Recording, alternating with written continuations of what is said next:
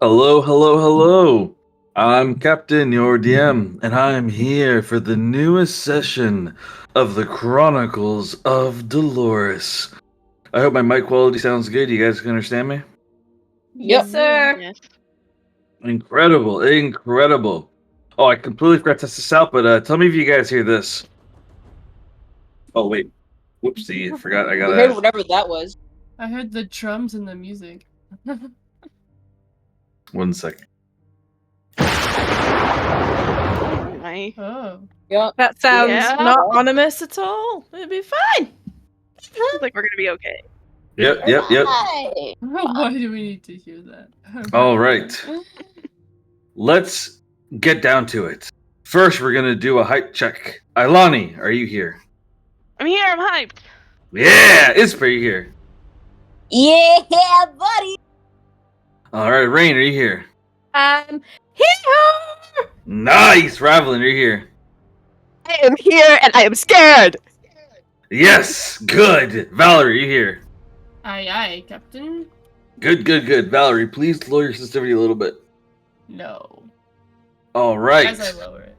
Unfortunately, Rose and Hestia could not make it for session. We hope that they're doing good, and we wish them the best. With that being said, a lot has been going down. We're going to officially begin Ilani's first performance in the campaign. I'm not going to go too deep into detail, but Ilani is a failed, or not really failed, but an experiment of Dr. Wendell of the Daxam Empire. She's become an Air Genasi with what appears to be charming powers. She is a bard, and she finds herself to be escaping from prison, going on the run with a very mysterious man named Vale. However, Vale left a note behind telling her that she should live her life, that he doesn't want to hold her down, and that he needs to go look for his family. And so Ilani gets stuck with him. And so she finds herself stuck with his ex-girlfriend, Marielle Stardust, a sister of Sean Stardust. The two of them decide to visit a brothel together, one that may or may not be performing illegal activities that Ilani wants to stand up for. And she needs to go to Davania to become a Night Sister, apparently. We now go to the map of Roll20, in which, Ilani, I've given you access to your token. Double-click on your token and begin to set it up. Get your stats in there. Green is for your health, blue is for armor class, red is passive perception.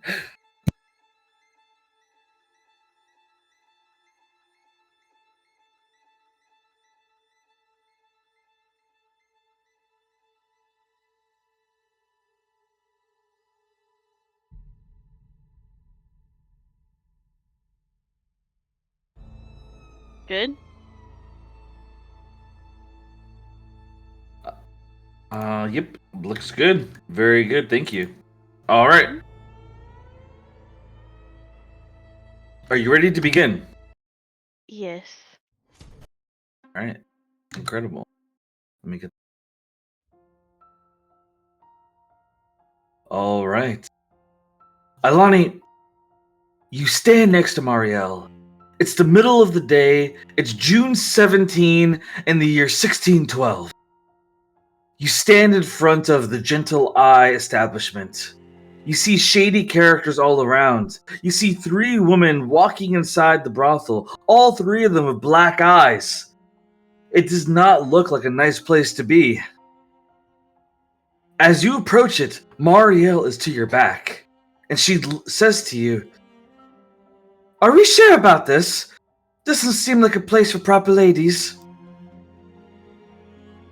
This is a place that they'll take proper ladies and abuse them. I think we need to try and help these women. Vale and I met some rather unsavory men on the road that were related to this place, and he was supposed to be here to help me. But I guess you'll have yes. to do. I'm not surprised. He's a bit of a flaker. He flaked on me after I ratted him out to the authorities. Something about almost getting his family killed, blah, blah, blah, blah, blah. And then he flaked on me, so I get it. Okay.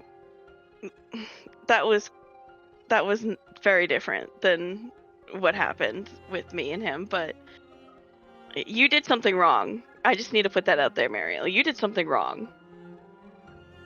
Let me ask you something, Ailani. When it comes down to someone that you love and your flesh and blood, your family, who would you choose? Interesting that you would ask me that. I really have no point of reference for either. Well, then don't judge me on what I do. I didn't want to betray Vale, but my father made it very clear I didn't have a choice. He told me that he would completely disinherit me from the family, and even worse than that, he would consider making Sean the head of our family, and that made me furious. So believe me when I tell you that I need to stay the head of my family. Sean, he's nothing but a hothead. Nothing more than a boy who likes to fuck and fight. But me? I think with more than just what's between my legs. I think with what's in here in my head. And I think that now that Vale is gone and my head is clear again, that you and I could be good allies. That you and I could make a real difference. Not attacking some random brothel, but actually changing legislation. Making a difference in the Daxam Empire, she says as she flips her hair. I flip my hair back. Well, some of what you said is the first thing I actually agree with you on, Mariel. I'm glad that your head is clear. And I would like to make a difference, but I'd like to make more of an active difference with these women to start. And I think that we should do that together. And then we can look at legislation or blah, blah, blah. Your words, they touch Marielle. Her eyes glisten, and a tear rolls down her eye. You actually listened to what I had to say. As she walks up to you. The only other person to do that was Vale, and I assumed it was because I'm hot. But you haven't hit on me once, and yet you actually listened to my words. Thank you, Ailani. I think, as bizarre as it is, I think that you're the first friend I've ever made. I appreciate you. And I've got your back. No. And I've got yours.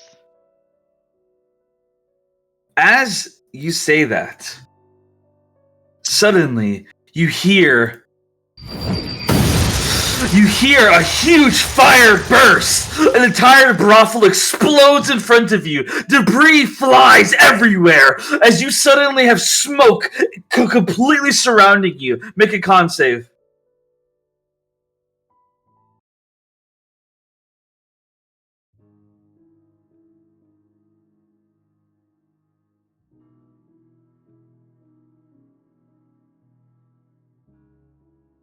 And So with a 10, the smoke gets into your lungs. You fall to your knees as your vision begins to get dazy. You see a couple of women along with men climb out of the debris of the burning building, but they're literally on fire. Their skin melting before your eyes. You begin to get a little hazy as you almost go unconscious. But Marielle, she has a strong constitution. She gets on her knees in front of you and grabs you by your shoulders and shakes you, yelling in your face, Ailani! You need to wake up, Ailani! We need to get out of here! As she tugs on your arm, getting you back on your feet. I'm not leaving you, girl! Come on, let's get the fuck out of here! She yells, but then suddenly, you hear a raspy voice. Unfortunately for you, you're not going anywhere. I was sent here by a man who knew you very well, Ailani. As you suddenly see a dragon-born scaled hand wrap around Marielle's neck, pulling her back and slamming her into the ground. And as you do, you suddenly feel 5 arms, 5 hands grabbing you by your arms and lifting you up, a dagger pressed to your neck.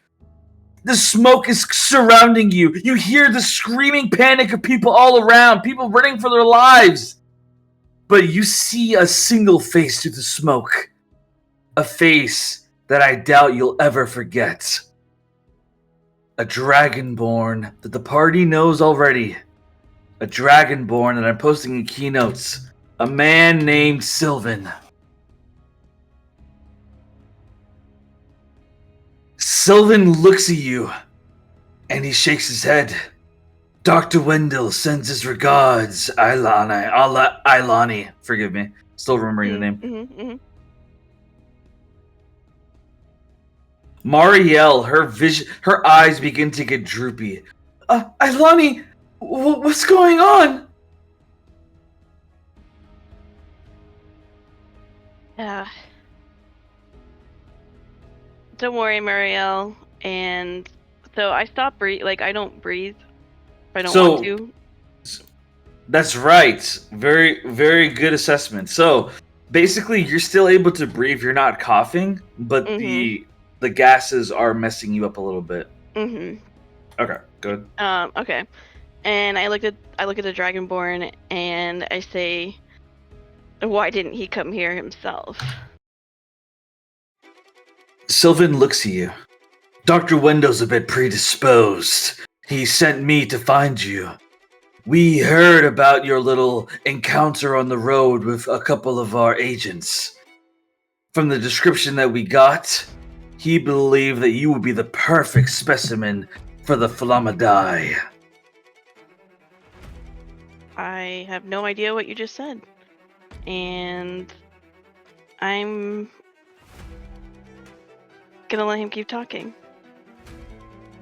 He shakes his head as he looks towards the men that are holding you. The men that are holding you are all wearing golden robes. I'm posting them in keynotes. They are known as members of the Golden Eyes, a cult movement. Your character wouldn't know this, but the Golden Eyes are a cult movement within Davania that wants to revive an ancient dragon of the past that Sylvan is trying to accomplish as well, and they're all working with Dr. Wendell. So as this goes on, he looks at the Golden Eye members and he says, "Give her the injection, knock her out." As Marielle has a tear rolled down her eye, and she looks at Ilani and she says, "Ilani, tell my family I love them." As you see Sylvan uses shocking grasp, and you watch as Marielle's body begins to shake, begin to seize, as her eyes roll over. Do you try to do anything? Yes. I try to shocking grasp the person that's holding me. Alright. Remind me, it's a save. What save is that? It's just to hit, +8. Okay, roll to hit. 17. It was 17 you hit. Roll damage.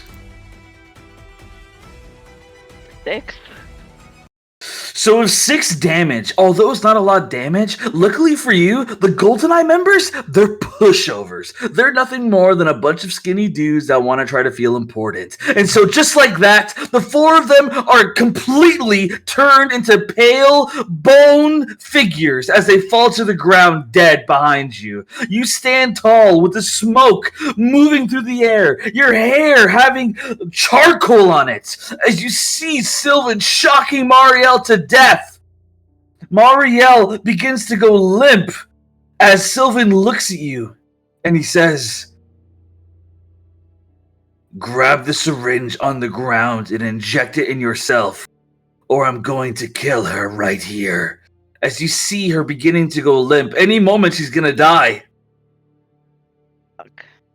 Ilani doesn't feel like... Fuck. Ilani doesn't even try to charm him, and she just picks it up and stabs herself in the neck. Ilani, even though she just met Marielle, something obviously makes her care. As you just take the syringe and you plunge it into your vein. And the moment that you do, You fall to the ground. The paralytic begins to go through your blood. Make a con save. Jeez.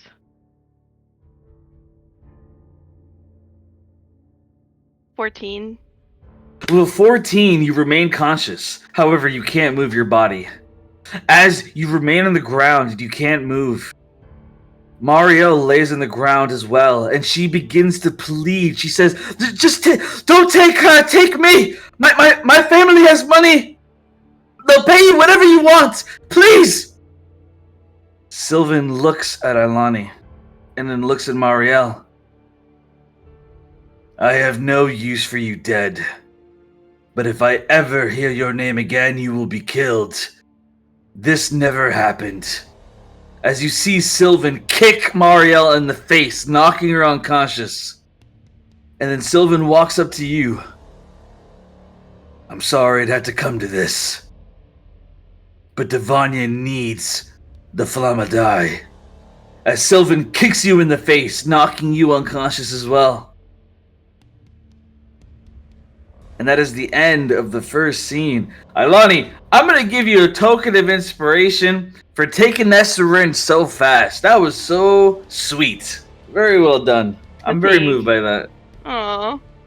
I'm very moved by that. With that being said, don't get too used to it. I'm not going to throw token of inspiration every session. Probably. So, as you go unconscious, Ailani, you are unconscious for hours.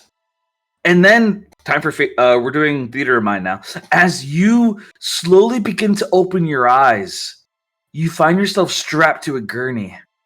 And you see Dr. Wendell again standing before you. His eyes narrow at you. Why, hello there, my friend. It seems to me like you've had a long journey. I'm quite surprised at the fact that you managed to get out of the Daxam Empire prison. How did you do it? I think you know. I became a weapon like you wanted. That's true. When I was told of your existence, I told Sylvan that we had to catch you. I hoped that you would be the perfect specimen for our project. But I've checked over your vitals. And you don't breathe. That is not something that I predicted when I created you. You don't have a need for breath. Which means that you cannot become our Flamadai. We need someone who can breathe fire. You certainly cannot do this. As he kind of looks around, Sylvan stands in front. Mayville is there as well. Mayville looks down at you. What are we doing with her? Dr. Wendell looks at Ailani. Well, she's useless to us.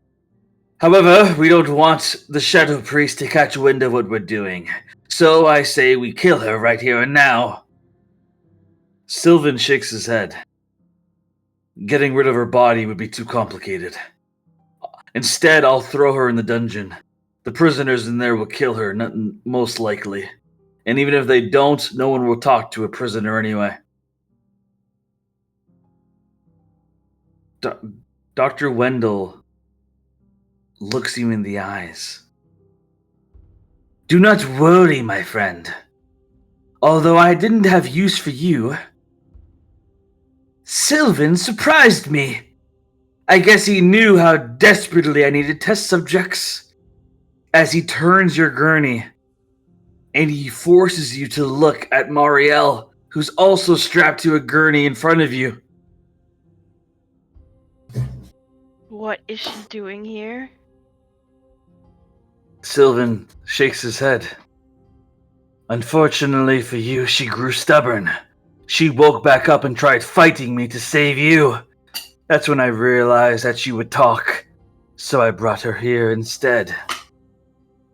Marielle is gagged as she remains strapped to the gurney, and Dr. Wendell plunges another syringe into your arm.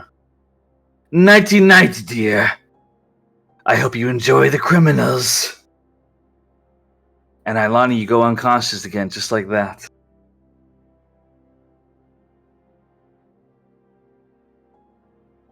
Night-night. All right. Time for the next part of this. Time for the new map. Are you ready? Mm-hmm. Mm-hmm.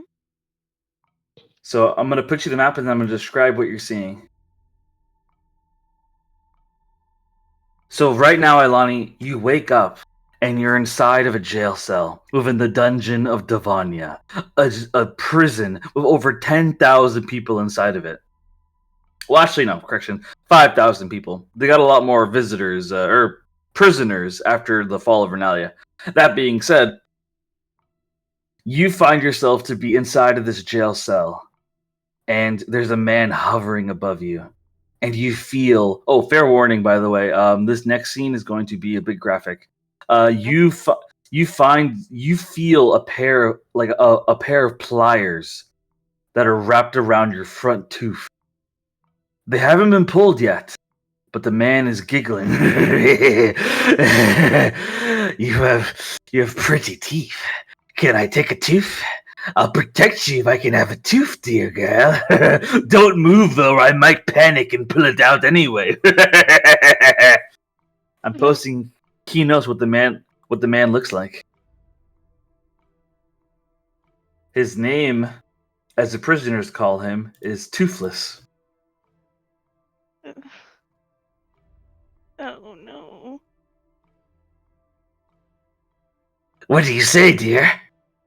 Can I have a tooth? Don't you think my teeth are much prettier when I smile? And I smile at him in a charming way. So you try to smile, but he keeps his plier wrapped around your tooth and he kicks you in the ribs. I said don't move! If you want to lose a tooth, then you will remain still the way you are. Now I will admit that you are pretty, but I have no need for pretty girls. I have need for pretty teeth. How about you try to sing a song? Maybe that will make me not pull a tooth.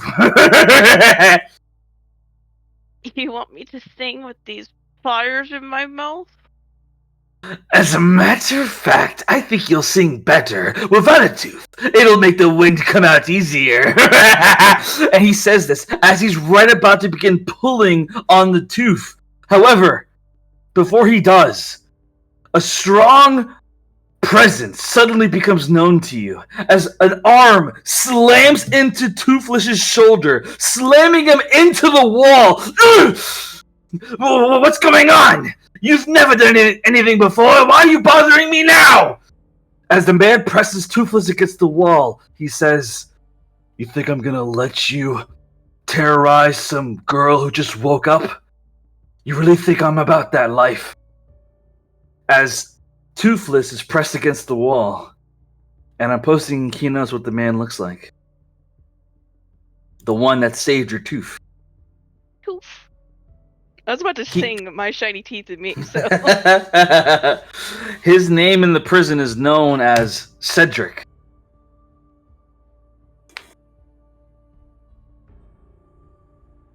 I am going to make him visible. You see behind Cedric has someone that is behind him, covered in a robe. Actually, never mind, forget that part. So, Cedric, he presses him against the wall, and he kind of scrunches him up. I kind of wanted to give Cedric an accent, so I'm going to try it out, but if I drop the accent, forgive me. So, for Cedric, let me get the right song.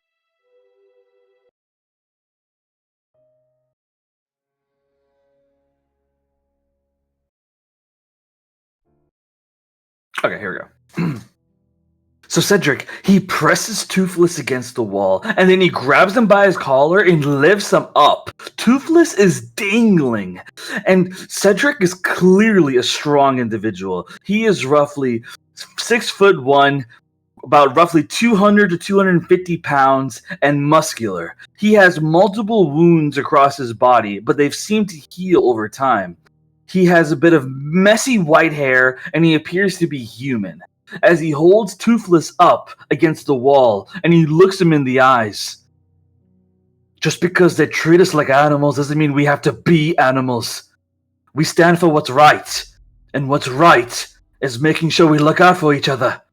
We are not the dogs they treat us as. We are men and women who deserve freedom, not whatever the fuck that was back there. Now, do you understand, or do I need to really make you toothless? As Cedric holds him against the wall, and Toothless puts his hands up. I was just kidding! I was just kidding! Cedric looks over to you. You were the victim, so you can decide. What do you want done with this man?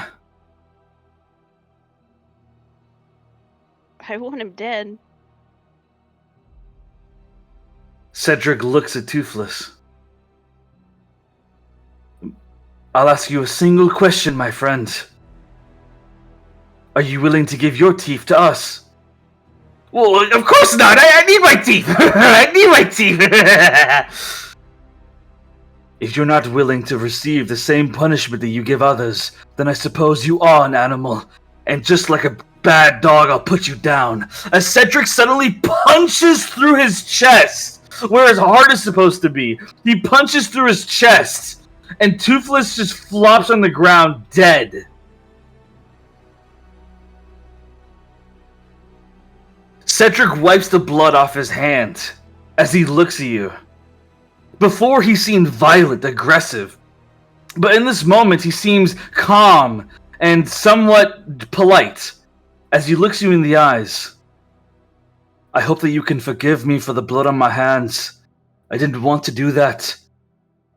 But like I said, we either live here as people or we die as animals.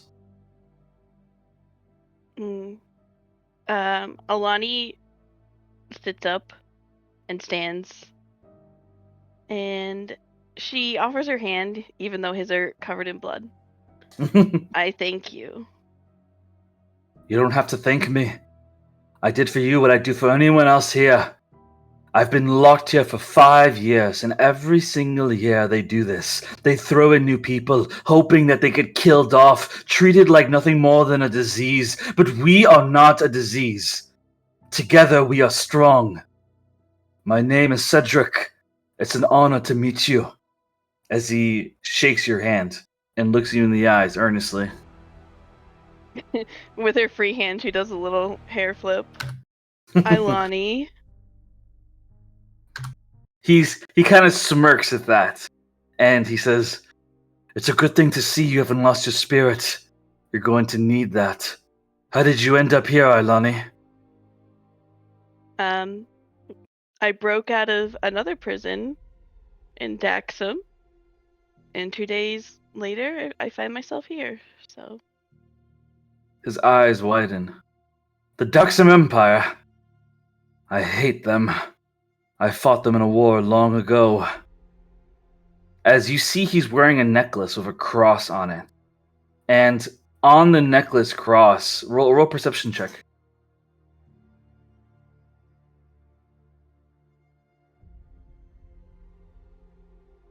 Dirty 20. With a 20, you see an engraving on it. It says, Order of Holy Knights, on his necklace. So Cedric was a Holy Knight. He stands there, and he nods and he says, as long as we stick together, then we can survive this hell. As he says that, you see 3 guards marching up towards your cell, carrying a man who is limp. You see cockroaches crawling over his body as they throw him into the cell. He's barely alive as his body fidgets a little bit, and he just keeps muttering the same phrase. No more pain. No more pain. No more pain. As he says this, the guards yell and say, You can go ahead and kill that piece of shit if you want to. We're getting tired of him yelling, and the doctor doesn't want him anymore. As they say this, the guards laugh and say, I could use a drink right about now. Let's go get some beers. First round's on me. As the guards walk away. I'll post in keynotes what the man looks like. With or without cockroaches? Without cockroaches. If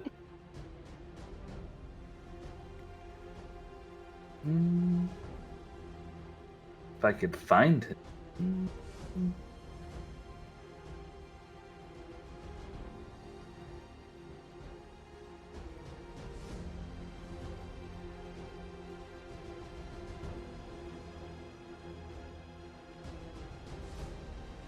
Well, I can't find his art, but I'll put his token.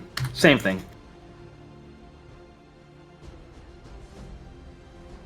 So he's thrown into the cell. And Cedric, he looks down at him.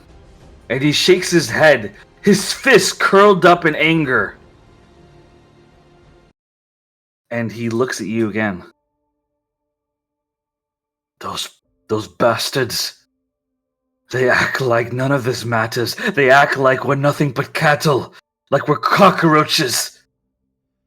As he crouches down to the man on the ground, and he places his hand on his shoulder. You see Cedric's right hand begin to glow. He casts some kind of spell on the man. And he says, You're not dead yet, my brother. We'll get out of here together. You have my word. We will kill every single one of them together. And we'll earn our freedom. As he helps the man back on his feet. And he stands there. He remains motionless as he says, I am corpse. And I serve you, brother. As he stares at Cedric in servitude. Cedric looks back at Ilani. You don't only serve me. You don't only serve me now, brother. You serve Ilani as well, and anyone else who joins our cause. We will rise together. Only together. Do you want to be free, Ilani? As he looks at you. She looks right back at him with a very determined look, and she nods. I want to be free more than anything. Well, then we'll be free. And we'll make sure anyone who's ever wronged us will pay. And we'll do it with our own hands. That is the ultimate form of justice, if you ask me. As he looks down at his hands. And so as this goes on, I'm going to give a bit of a relay of what's happened since then. So over the next couple months, you see multiple prisoners get taken into your cell, and Dr. Wendell taking people out of the cells and experimenting on them, torturing them. And even worse than that, you see other prisoners getting whipped, beaten just for fun. The guards hurting people, men, women, children, it doesn't matter. You see the worst of atrocities done to them. They are crippled beyond belief. Eventually, as all this goes on, you begin to hear rumors of the Shadow Priest Rift getting challenged by these people named the Dreams of Dolores.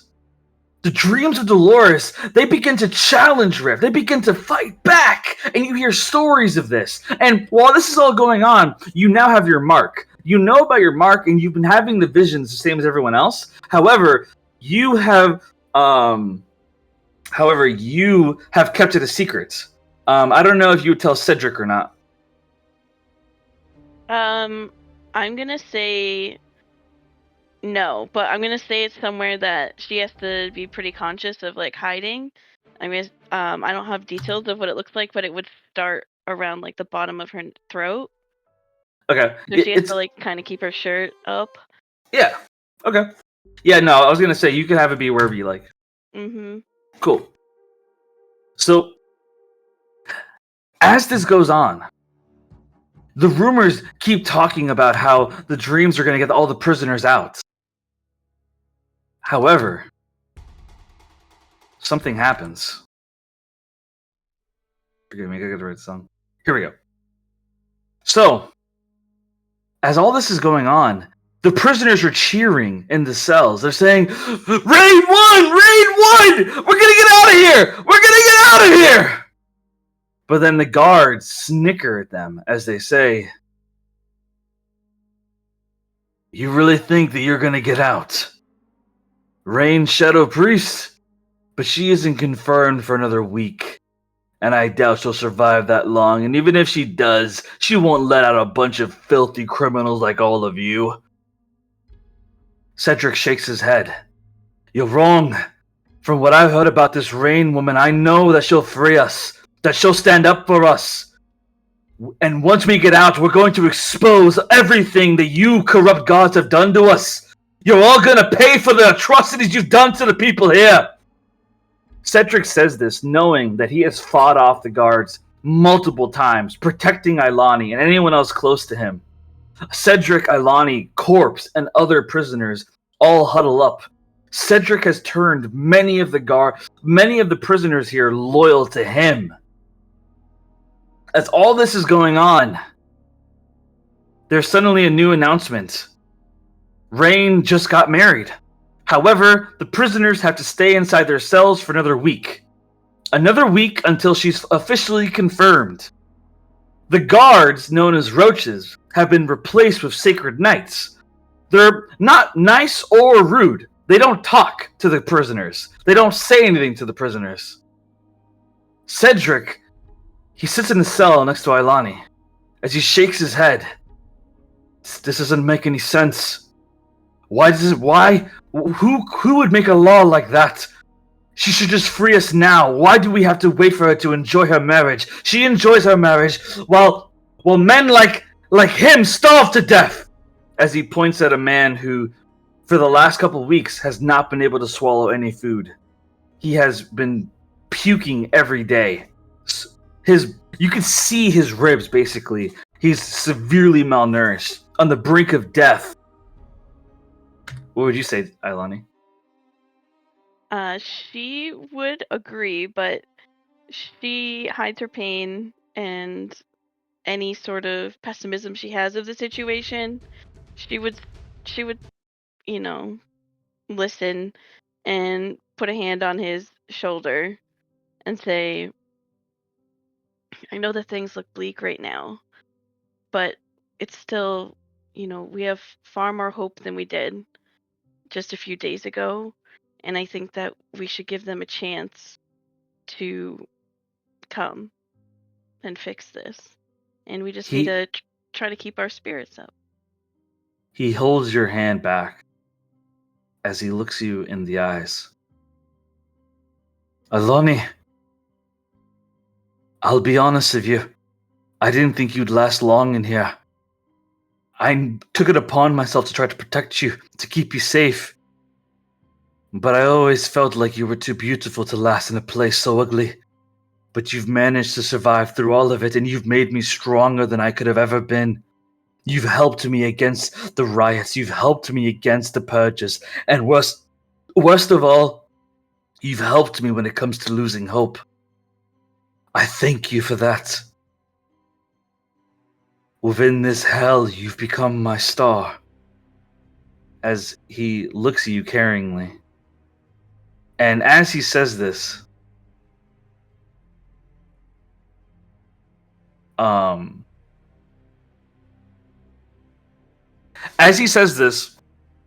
you suddenly hear a commotion.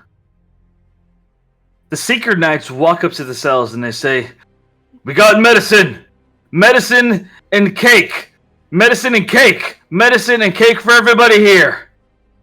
The Sacred Knights begin to serve plates to all the prisoners in the cells. There's cake, and they're saying that there's medicine inside the cake. This comes from the Shadow Priest Rain. She hasn't been confirmed yet, but she wants you all to know that she cares about you, and she's looking out for you. Plates are put into the room with Ilani, Cedric looks at the plate and he throws it against the wall as he breathes angry and he says, "I'll eat cake when I'm free." What do you do, Ilani? Do you eat the cake?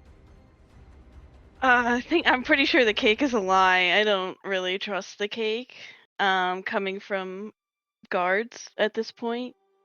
So I would watch him throw it and just kind of nod and say, "Why doesn't the shadow priest come down here and give us our cake herself?" The Sacred Knight looks at you and he says, "Rain is enjoying her week of peace, which is the custom of the Shadow Priest of Davania. Once her week of peace is over, she'll be free to do as she likes." Cedric nods and he says, "As long as she frees us from our cells, then I suppose I can forgive her. I can forgive all of this if I could just be free and get my brother out of here. If I can get you out of here, Ilani. If I could take you on a proper date." As he smiles at you. You want to go on a date? After being prisoners for the last 4 months and fighting every man, woman, and awful child there is, I think that you and I have earned at least a nice dinner. Do you have somewhere in mind? I've never been to the city. Well, if that's true, then I'll have to spoil you. You'll just have to forgive me if I don't end up punching anyone rude to me. My temper's gotten a bit worse over the last couple days. Mm-hmm. I don't think you need to punch anyone for me. If it's for you, then I'd be more than happy to. Well, let's get out of here first. He nods as he smiles, and he decides to close his eyes to rest. Now, mind you, this is 1 day before the end of the Week of Peace. So Rain's confirmation ceremony takes place tomorrow. However, people in the cells, they begin coughing up blood. You begin seeing them seize up. A child that is in a cell with you and Cedric. A child that Cedric told to not eat the cake, but was so hungry and wanted medicine for his cough. He ate the cake, and the child is now seizing up on the ground. And just like that, Cedric yells, "No! No!" As Cedric feels the pulse of the child, and the child is dead. He sees in the other cell dozens, or maybe even hundreds of prisoners dead by this cake. And Cedric yells, he says, "No, no, no, no!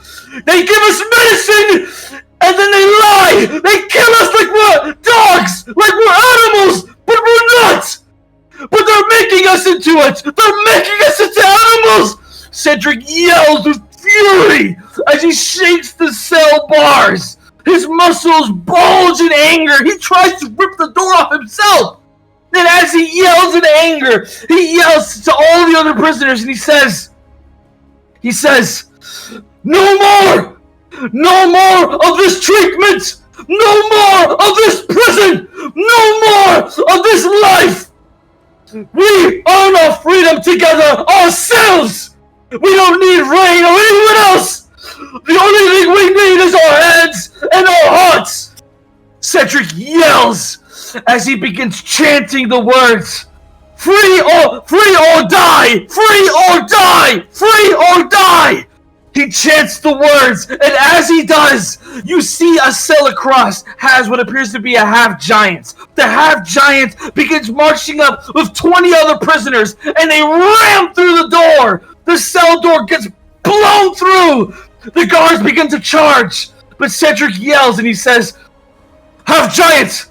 Open my cell door now! Do it and I can win!" The half-giant grabs a guard by his head. The guard yells, says, "No, wait, please! Rain will be Shadow Priest tomorrow, please!" But the half-giant doesn't listen. He squashes the guard's head like a tomato! And he grabs the keys from his belt! And he tosses it to Cedric. Cedric opens his cell door. And he looks at Ilani, anger in his eyes, bloodlust in his eyes. By now, I would assume that Ilani would have told him about Marielle. Yeah. Cedric would look you in the eyes with nothing but anger and bloodlust, and he'd say, "Take my hand, and let's save your friend and kill every fucker in this place." She hesitates a moment, wondering if Marielle is still alive. But she nods and she takes his hand and she goes, "Yes." He takes your hand and marches out into the hallway.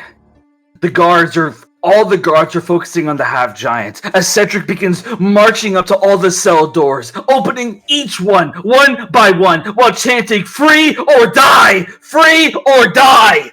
And as he's chanting it, the cell doors get open, each one after the other. He keeps chanting as the prisoners all get out. And a reminder, there are 15,000 prisoners in this dungeon. They all begin getting out of their cells, chanting in anger. Cedric gets to one cell door and he opens it. And as he opens it, there's a man inside, a man known as Stuart. Stuart shakes his head and he looks at Cedric. "This is not the way, young man.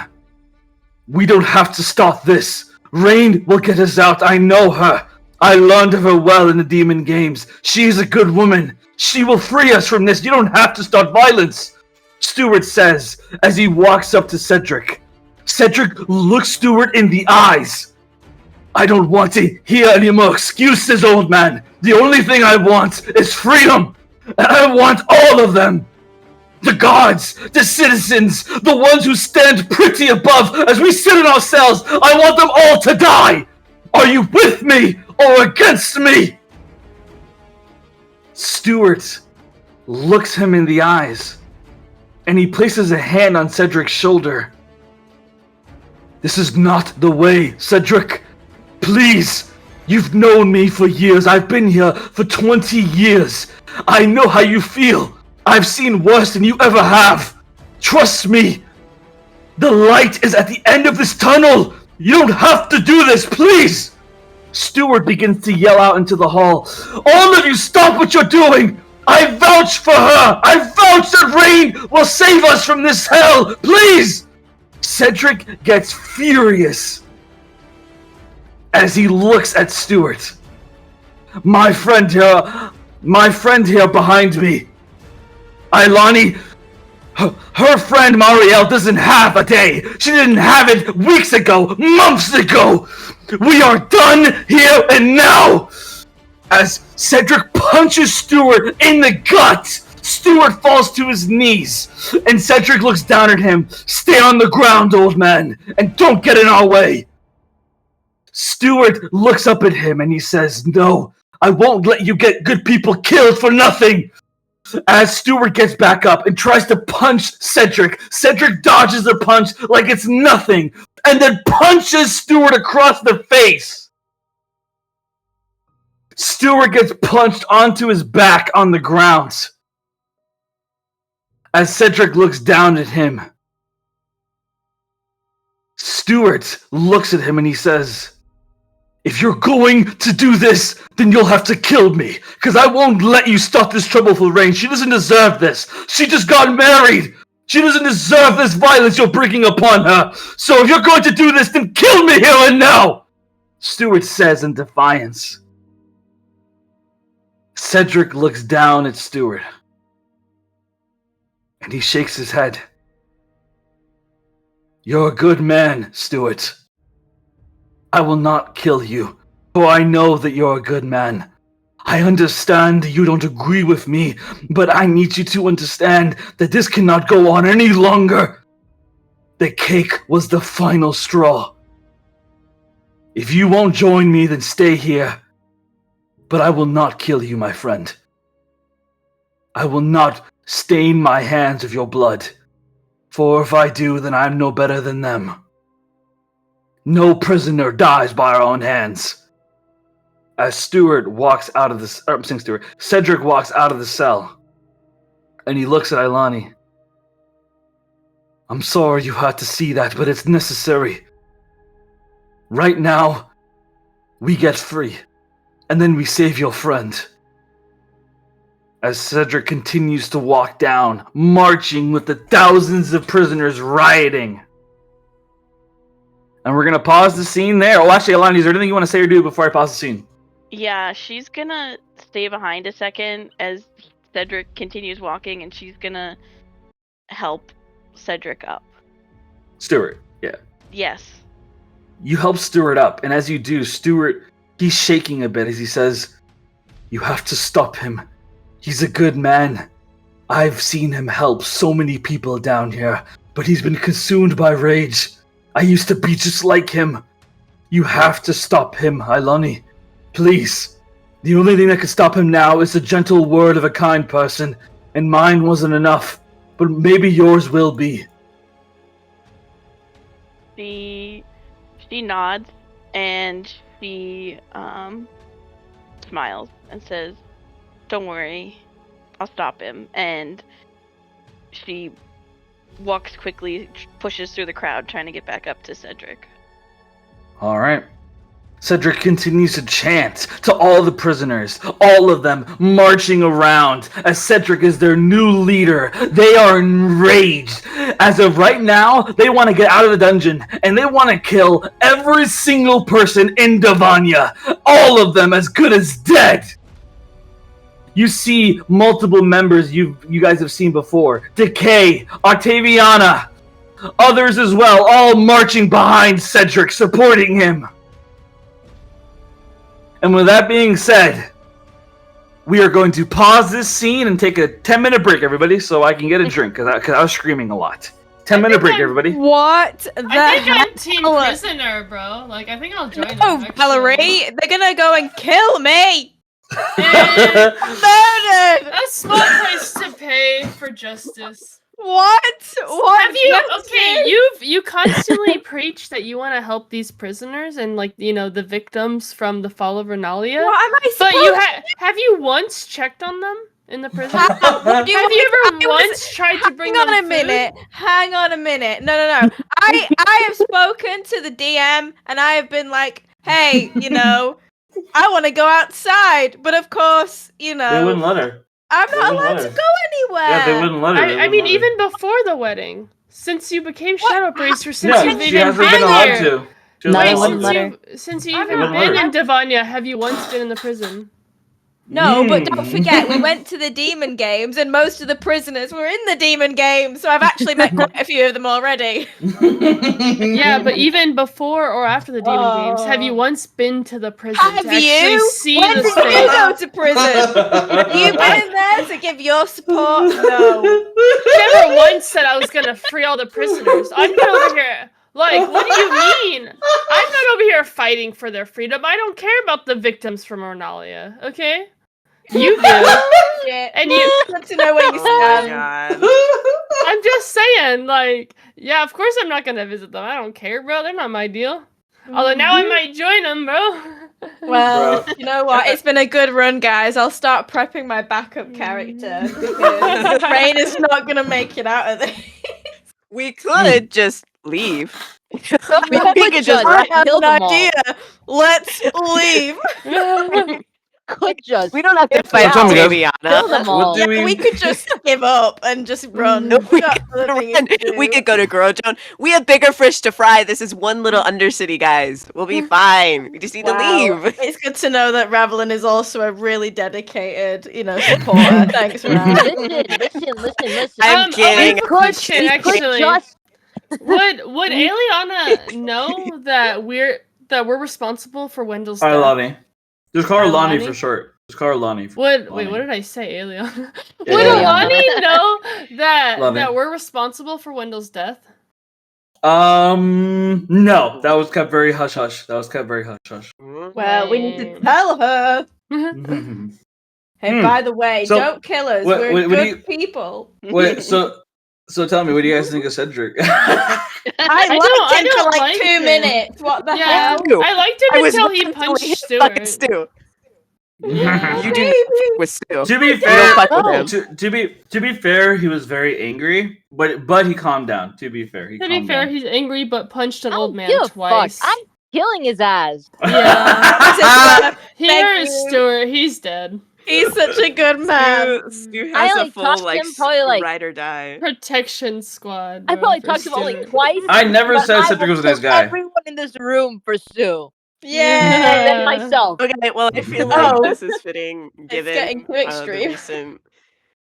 Mm. recent. I, Yo, I- I love it. I hope you guys could understand. I was yelling a lot. Do you guys understand everything I said? Yeah. Yeah. Yes. Awesome. Oh my god, Ramelin, it's so good. What is that? Given I the love recent it. scene, I Holy think it's fitting. Amazing. I love it. Amazing, brother. My favorite part are Chase's glasses. Saving it. It's the new profile picture. You should put that as your banner, bro. Hell yeah. I've got the Sims one as my banner for this. The and Sims then one I'm is gonna- my banner as well right now. Oh, Actually, If I could animate, I would animate the flag like flying in the background. Oh I my can't God. do Yeah. That'd be so cool. Listen, That's- bro, what's stopping us? What's just stopping us from, like, I don't know, killing them? What, the prisoners? Yeah, the prisoners. What's stopping us from killing them all? You know, Well, there's a a lot like- of them. There's We're Yeah. not nothing else, genocidal bro. maniacs. You know what? Just, like, snuff out the fire with fire. It's fine. Yeah, just kill It's only everyone. 15,000 people. Like, don't worry, I'll be fine. Lightning bolt, lightning bolt, lightning bolt, lightning bolt.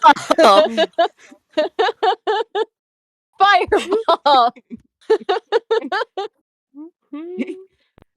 Hey, Rain, look in art. I need you to say this, and we gotta record it on a separate soundbite so I can Okay. animate the flag to the sound.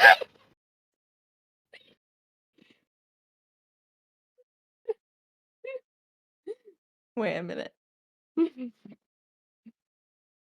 I really hope go up to Ispa. She's like, "Who the fuck are you? Fuck off!" And she'll blast them off the face of the earth.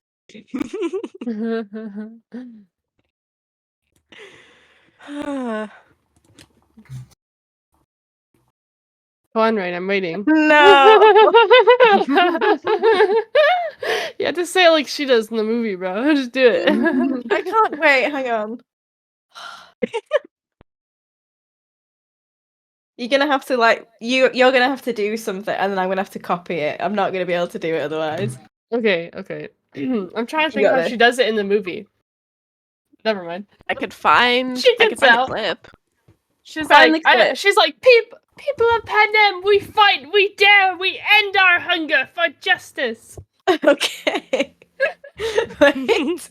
Except it's Davania instead of Panem because it's Okay, hang from the Hunger Games. Okay. Wait, I don't really want that to become the audio though. Okay, let's say a different speech. I need something funnier. Wait. Trying to think of think of some of the movies. I know another speech that she does is like, Yeah. Alani, that's so funny. there we go. What is the other speech she gives? If you burn, we burn with us. Yeah. If you burn, no. If we burn, you burn with Yeah, us. yeah. That's it. If we burn, you burn with us. Right, I don't want to try to find the. You can torture us, bomb us, and burn our districts to the ground, but you see that? Fire is catching. And if we burn, you burn with us. I need to know some things about Alani. I'm gonna put. Here's what I need to know. I need favorite color, instruments, Mm-mm. and boom.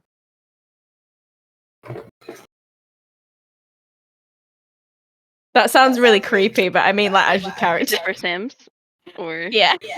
yeah, that's fine. You need your room adding to the master palace that I made a while ago. Mm-hmm. Okay, here we go. Here's the new line. You could change the name if you want, or just take the name out. Where have you put it in art? It's in art, yeah. Okay. Wait, so I have to say it like in character. In character, dramatically. Okay. dramatic silence. Yeah, guys, hush on the mic. Okay. When you let me know when I could start. I mean, I don't know. I'm just gonna have to get the soundbite from Cat, to be honest. Oh, yeah. Okay. After the session recording. Right. So it'd be something like Wait, but did she say it quickly, or did she say it? She said she was like, this was after she shot down one of their like plane things, and there was like on the fire behind them, so they get out camera. She's getting and it recorded. And she like points at us, and she's like, "You can imprison us, torture us, and burn our cities to the ground. But do you see that, President Snow? Fire is catching, and if we burn, you burn with us." I feel like Valerie should be the one to say this now, though. Rain is not a very good public speaker. Okay, but you're the front of our revolution at this point. That's true. Okay, so it'd be like, you can imprison us, torture us, and burn our cities to the ground. But do you see that, Zyra? Fire is catching, and if we burn, you burn with us. There you go. Oh shit!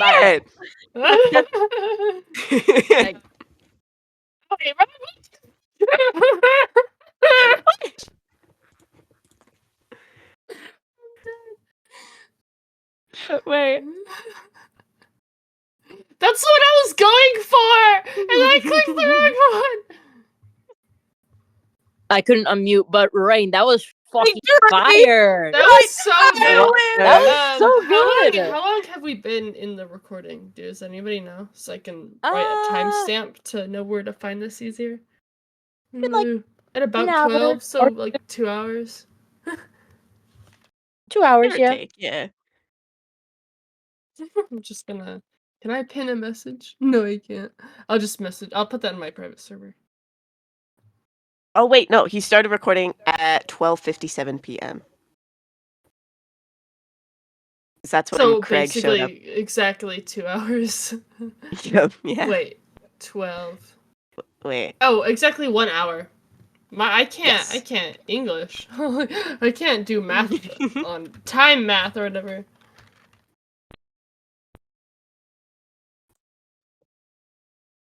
Okay, I put it in my notes. I didn't mean to do that. Oh, okay. We're gonna start again in a moment, so then you'll know. Oh, Alani, did you have fun? You did so good. I was very impressed. I did not. I was terrible. I'm so bad at talking. I'm like, You're great. No, you were amazing. Oh, You're thanks, great. guys. You're awesome. Seriously. It was fun. Thank you. I mean, the rest of them are nice, but I'm not. So you should believe me. Wow. Okay. That's true. Didn't we have a whole conversation not long ago about how much of a jerk I am, though? No. You're not a jerk. Only I Brandon. can say this now because we're not enemies anymore. I know, it's weird. Nice. Forget me not. Oh my god, so after session tonight, my plan is, because I need to redo the boys now, and I guess, am I adding Cedric in there now? Is he I don't know. gonna No, be we're canon? killing him. We're killing him, bro. I'm sorry. Like, Yeah, we're not. she's not attached yet, so he's okay, dead. You let me know who you want in our pause. I want you guys to hate Cedric, but not like that much. Maybe I should retcon that part. Okay. Here. Let's retcon that. All right. Here. Keep it. No. I don't want it to be that bad. I don't want it to be that bad. No, it's too I don't late. want it It's to be done. that bad. It's done. No. Okay. About it. No. We're changing it. Okay. So here's what We happened. wouldn't know. No. Here's what happened. We're changing it. No, because I want you guys to like hate him, but not like irrationally hate him. Okay. So we're gonna change that. Okay. Here's what we're gonna do. Relax. Here's what we're gonna do. He didn't punch Stuart, but he locked Stuart in his cell and said, "You stay here. The rest of us are gonna go fight." So so Stuart is locked in the cell. Piece of shit. Fuck him. Fuck him, bro. Father. For real. He's not really my father. So you guys can still hate him, just not irrationally, I'll please. free you now. I will hate him irrationally. I don't care. No. I don't care, bro. Mm. I love Stu. Talk to him for 2 minutes. I love it, bro. He is the dad of the group now. For real. Mhm. I love Stu. Mm. Okay. Well, I'll tell you what, later on, I might make a sim of Cedric.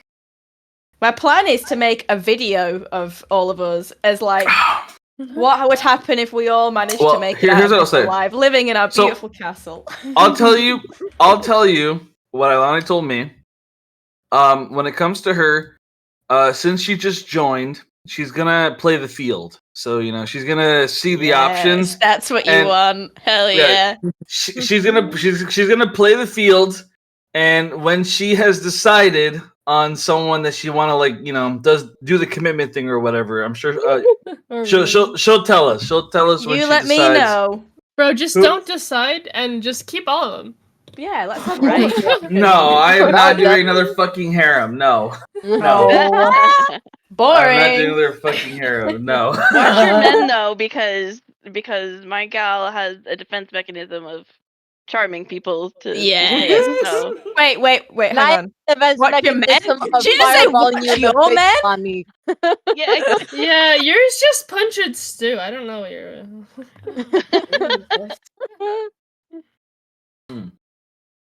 Is it possible to? All right, guys. So for this next part, we're doing Valerie's memories, and What? I'm scared. Oh my Fair god, warning. wait for me to write it all down.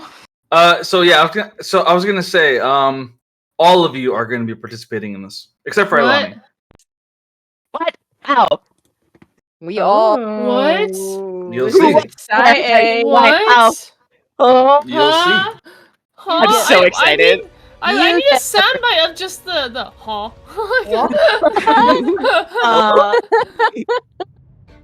All right, everybody, lock in. Roll 20. Oh, I'm scared. Ispa, hold me. All right. So here's what happened. Everyone's here, correct? Oh, regrettably, yes. Ispa, Rain, Ravelin. Yep. Yeah, sorry, I was muted. Hi. All right, cool. All right, let's begin. Everyone, lock in. Mhm.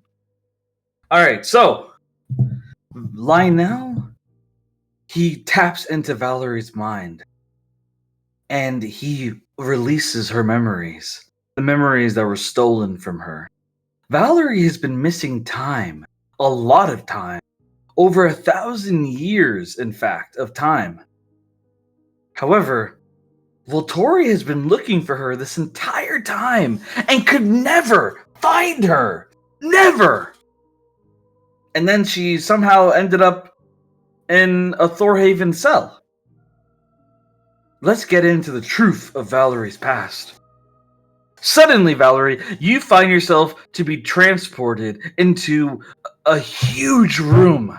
A room that has gold and silver casing on the floor. And you see rows upon rows of books. Literally millions of books. The room is celestial. It glows of power. And it suddenly comes back to you.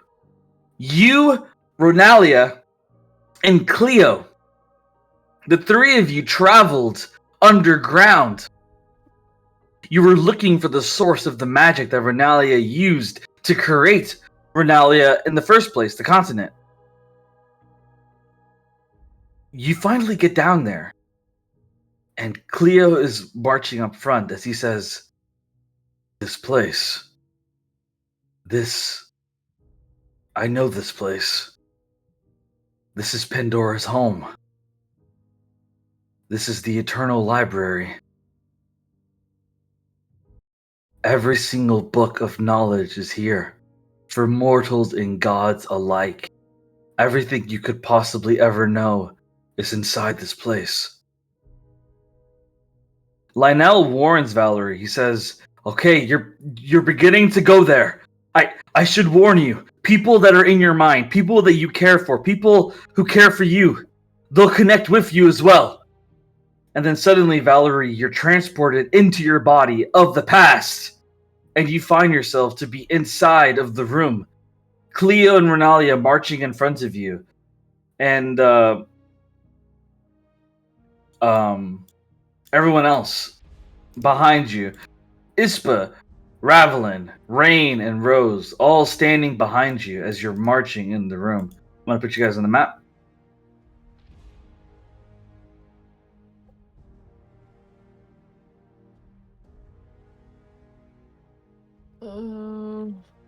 Valerie, you find yourself like right next to Rain, Ravelin, and Ispa as you all your minds just zap to this moment.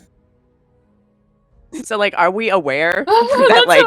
Yes, you are aware of everything. You have all your memories. You are fully aware. Like, you guys are fully, like, you guys, you know, like, none of you know what the fuck's going on, but you are all fully aware.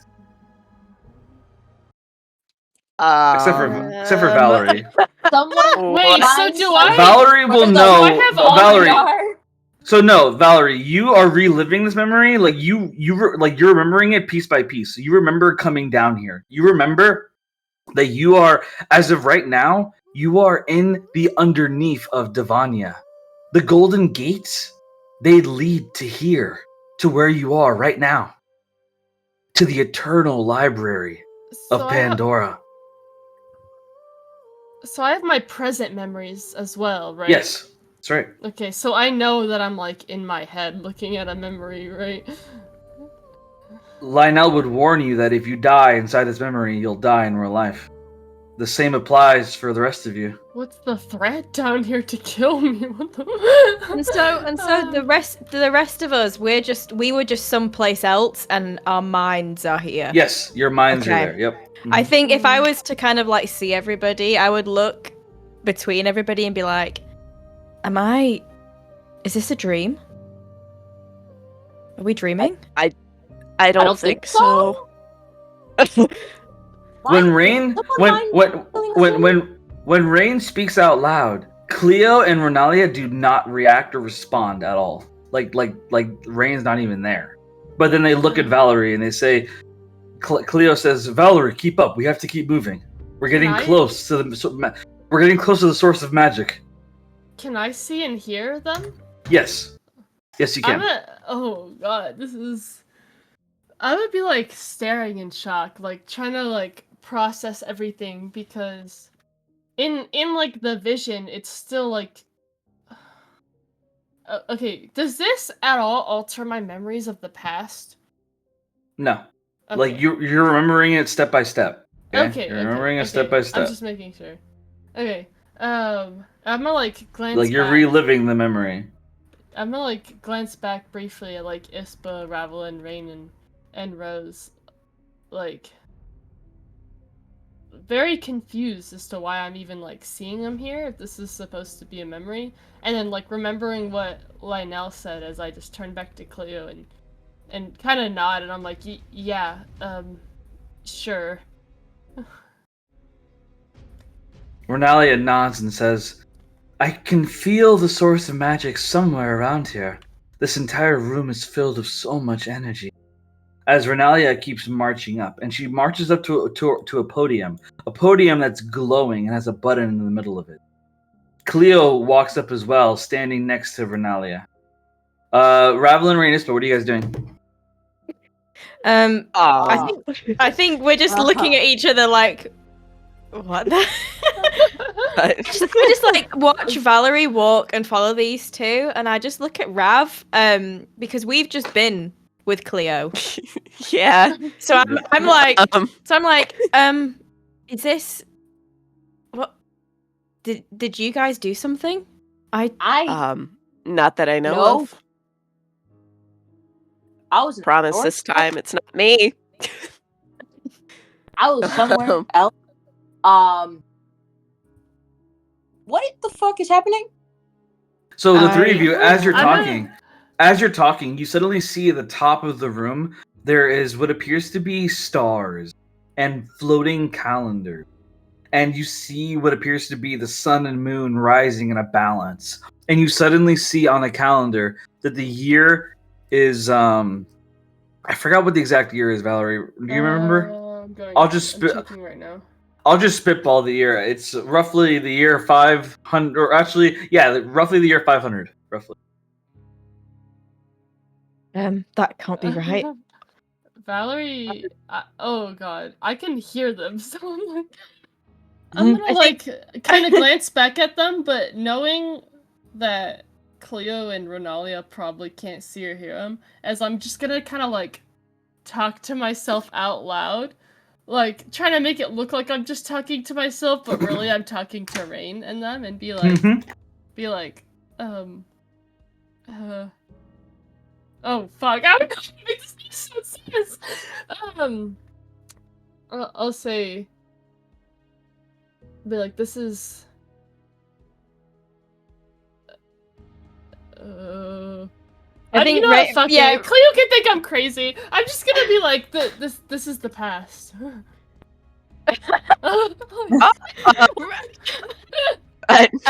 Rain walks up. No And she chat tries trouble to- existed. she like goes up to Cleo and she's like, "What is the meaning of this? Where are we?" Cleo does not react to Rain at all. Hello? Excuse me? However, Ronalia, she looks at the button, but the button begins glowing as she says, I wonder what this is. As she presses the button. And the moment she does, the entire room begins to shift, and Cleo's eyes widen as he looks at Rain, Ravlin, and Ispa, and he says, Who are you three? How did you get here? As Cleo steps back and points his staff at you three of you, magic glowing at the end in the threatening manner. Can I step in front of him? Wait, can I step in front of him, like putting my arms out? I'm gonna like step in between him and them, and I'll be like, they're acquaintances. I'm sorry, acquaintance. What do you mean? Cleo, it's me! I'm gonna be like, he doesn't know you. This is Cleo before everything. Cleo's eyes narrow. And I'm gonna like before. What are you talking about before? Like, look over at Rain and then gesture vaguely towards Ronalia and be like, "That's Ronalia, the Ronalia, like the beginning of Ronalia." And I'm gonna look over at Cleo and be like, "Let's just get on with this, Ronalia. What the fuck did you do?" like as you're all like talking and contemplating, suddenly you hear Ronalia yell and say, "Oh fuck! No way! It's Babe Keylers, please." Oh, yeah. No way! It's her! As you see a figure rise beneath the ground, a figure that they're laying down and floating in the air. Her hair is long, her eyes are closed, her body seems to be in some kind of suspended animation. You see a woman that you've all seen before. Pandora, goddess of the world. Oh shit. Whoa. Fuck this. I'm gonna look over at Rain, Ispa, and Revlin and like with gritted teeth and be like, "Don't say or do anything." Like Renalia stares at her and she says, Cleo, this is great. Now we know where the magic came from. We can finally absorb all the magic we need. We can make the paradise we wanted. But Cleo, he marches up and he says, Pandora. Can I grab him and hold him back? Like Roll a strength check. Oh god. 15. So with a 15, let me roll for Cleo. Come on, Cleo, be a soy boy, I know you are. 16. Fuck!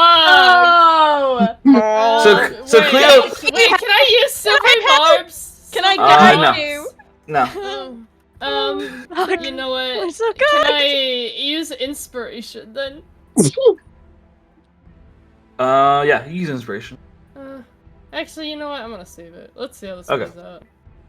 So Cleo, so Cleo breaks the grip of your hand, and as he does, he walks up to Pandora and he looks her in the eyes.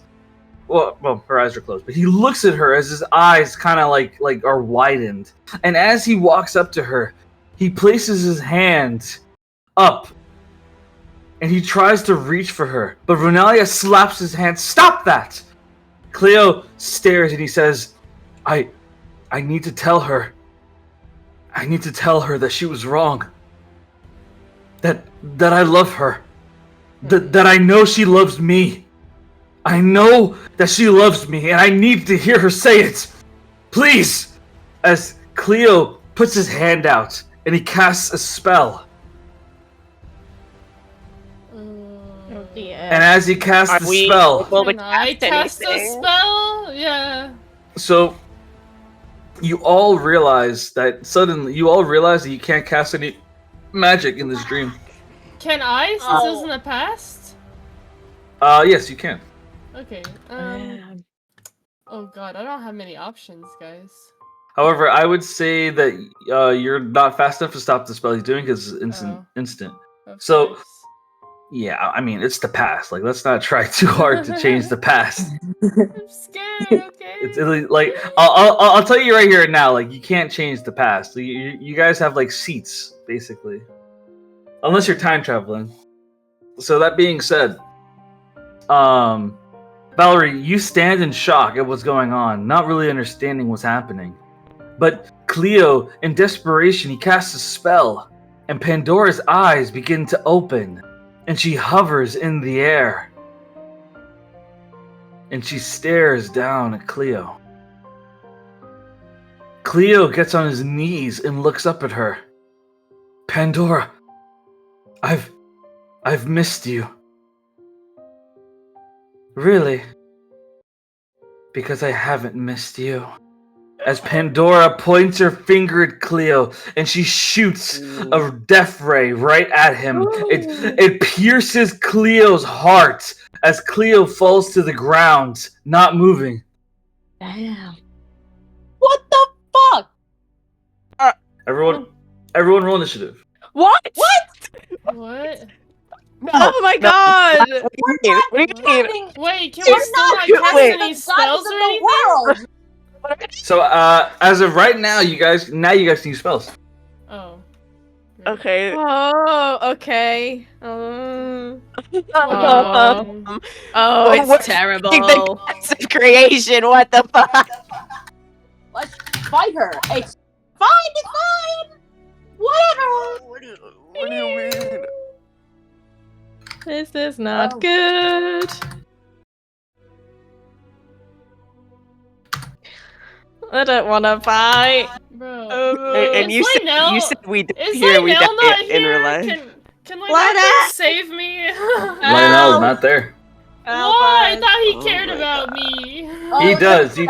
He's the one casting the Guys, spell, so he can't. Sad. Oh my god.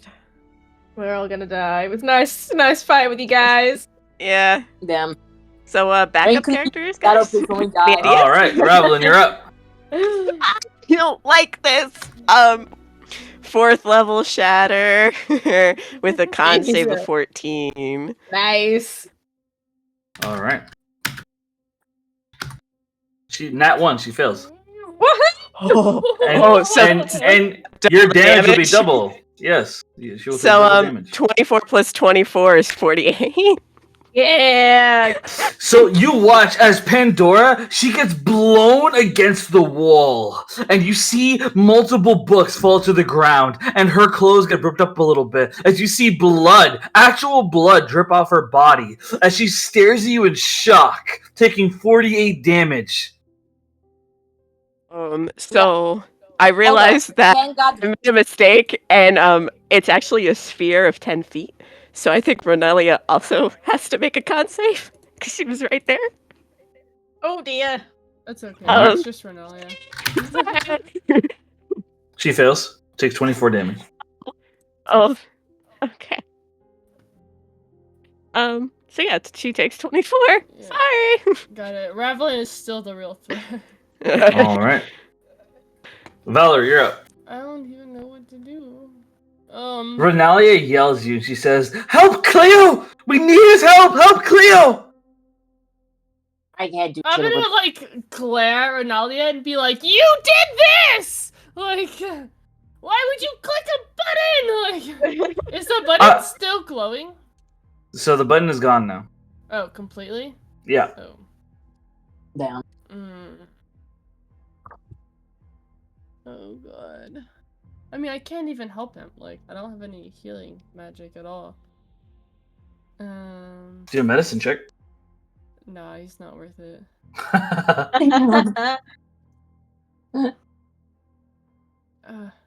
I'll just do. Do I have any of like my items, or like how does that work? Because it's in the past. For the sake of simplicity, let's say no. Okay. I'll just use Firebolt then at Pandora. Okay. 8 to hit. So you miss as it bolts next to her. Ispa, you're up. Alright, cool. So I'm gonna do a very surprising thing and cast lightning bolt directly at her. It's a dex. Oh wow. Mhm. Hey, it's effective. It Come on, does let's the go. job. It does. A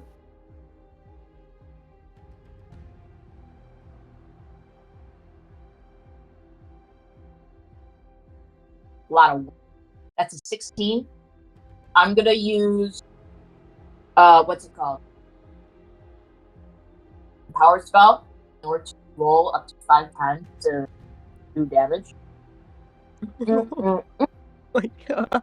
That's a lot of ones. I don't.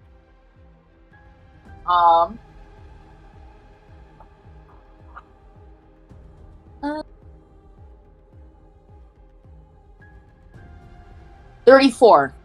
We'll stick with that. All right. But it's a dex. You're all.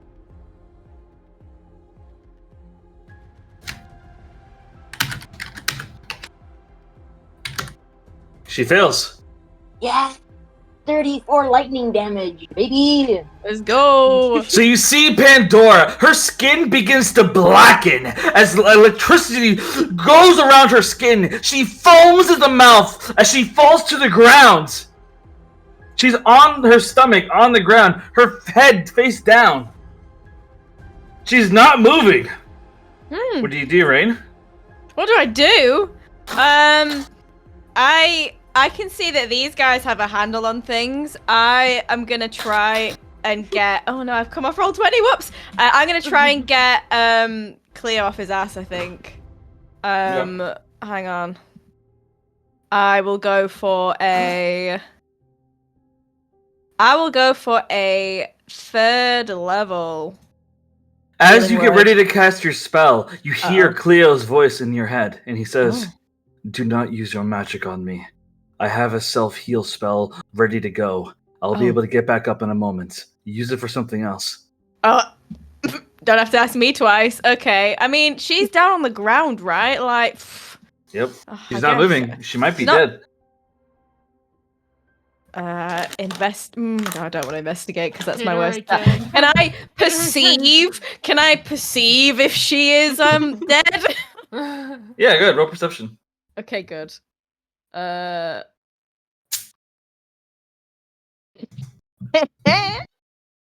With that 4, You have no idea.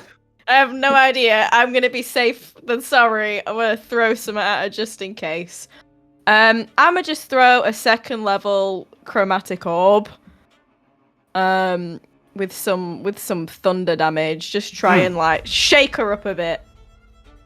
Let's see. Alright. Rolled it. Why do you want me to do the I don't want to add the damage, just let me roll. Oh, whatever. Unless it's a save. No, it's not.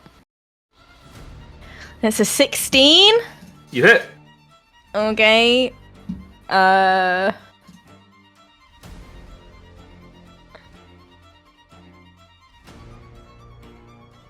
She takes 11 thunder damage.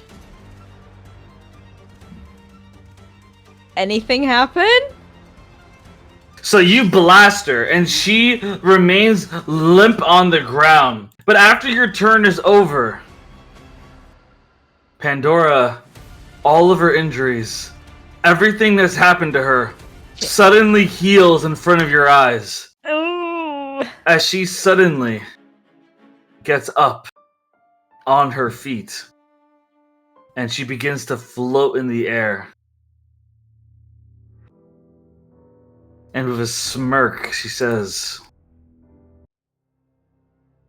"Now that you're finished, it's my turn."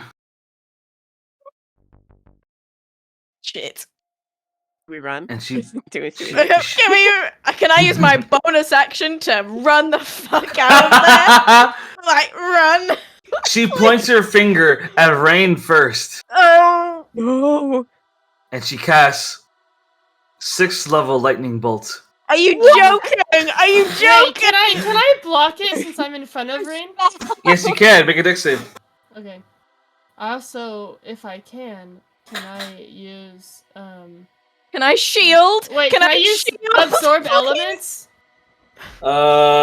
You'll still. I have to double read that spell. Right, hang on. So, Val, are you gonna jump in front? I can try and shield myself. I don't really want you to get hurt. Nah. It's not a roll to hit, it's a con save. Dex save. Or a dex save, yeah. Oh, So I'm gonna That's no- jump in the way that's and no use, good. and use absorb elements. wow. Are you like my best friend? Can I Are we? try Gross. counterspelling? What? You've jumped in front of me like 5 times now. I think you like me. Cap. Okay, I see. So what this? You'll still take damage. You'll just have resistance. Yeah, it'll just be half damage. Yeah, that's fine. Oh, Okay. man. But I must remind you, this is a 6th level lightning bolt. Yeah, that's fine. I'll get you Can up. I try Thanks. counterspelling? Can I try Alright. counterspelling? What? Yeah. What is it? Can I try counterspelling? Yes, you can. Oh, it's fine. See, Invisibility, your spellcasting ability, or however Okay. you want to do it. Okay. I'm gonna say that you managed to counterspell it. So Ispa, you steal your boots into the ground, you harden your resolve, and you manage to counterspell. You make the lightning disappear. Pandora's eyes widen and she says, "Impressive. It seems mortal's magic has improved." However, as she points her finger and fires another lightning bolt of 6th level at Ispa or at Valerie. She fires another one at Absorb Valerie. elements. Valerie, make a dex save. Absorb elements. I know, make a dex save. Oh. 11. Alright, so, Valerie, you get shot by the lightning. I'm gonna roll how much damage you take.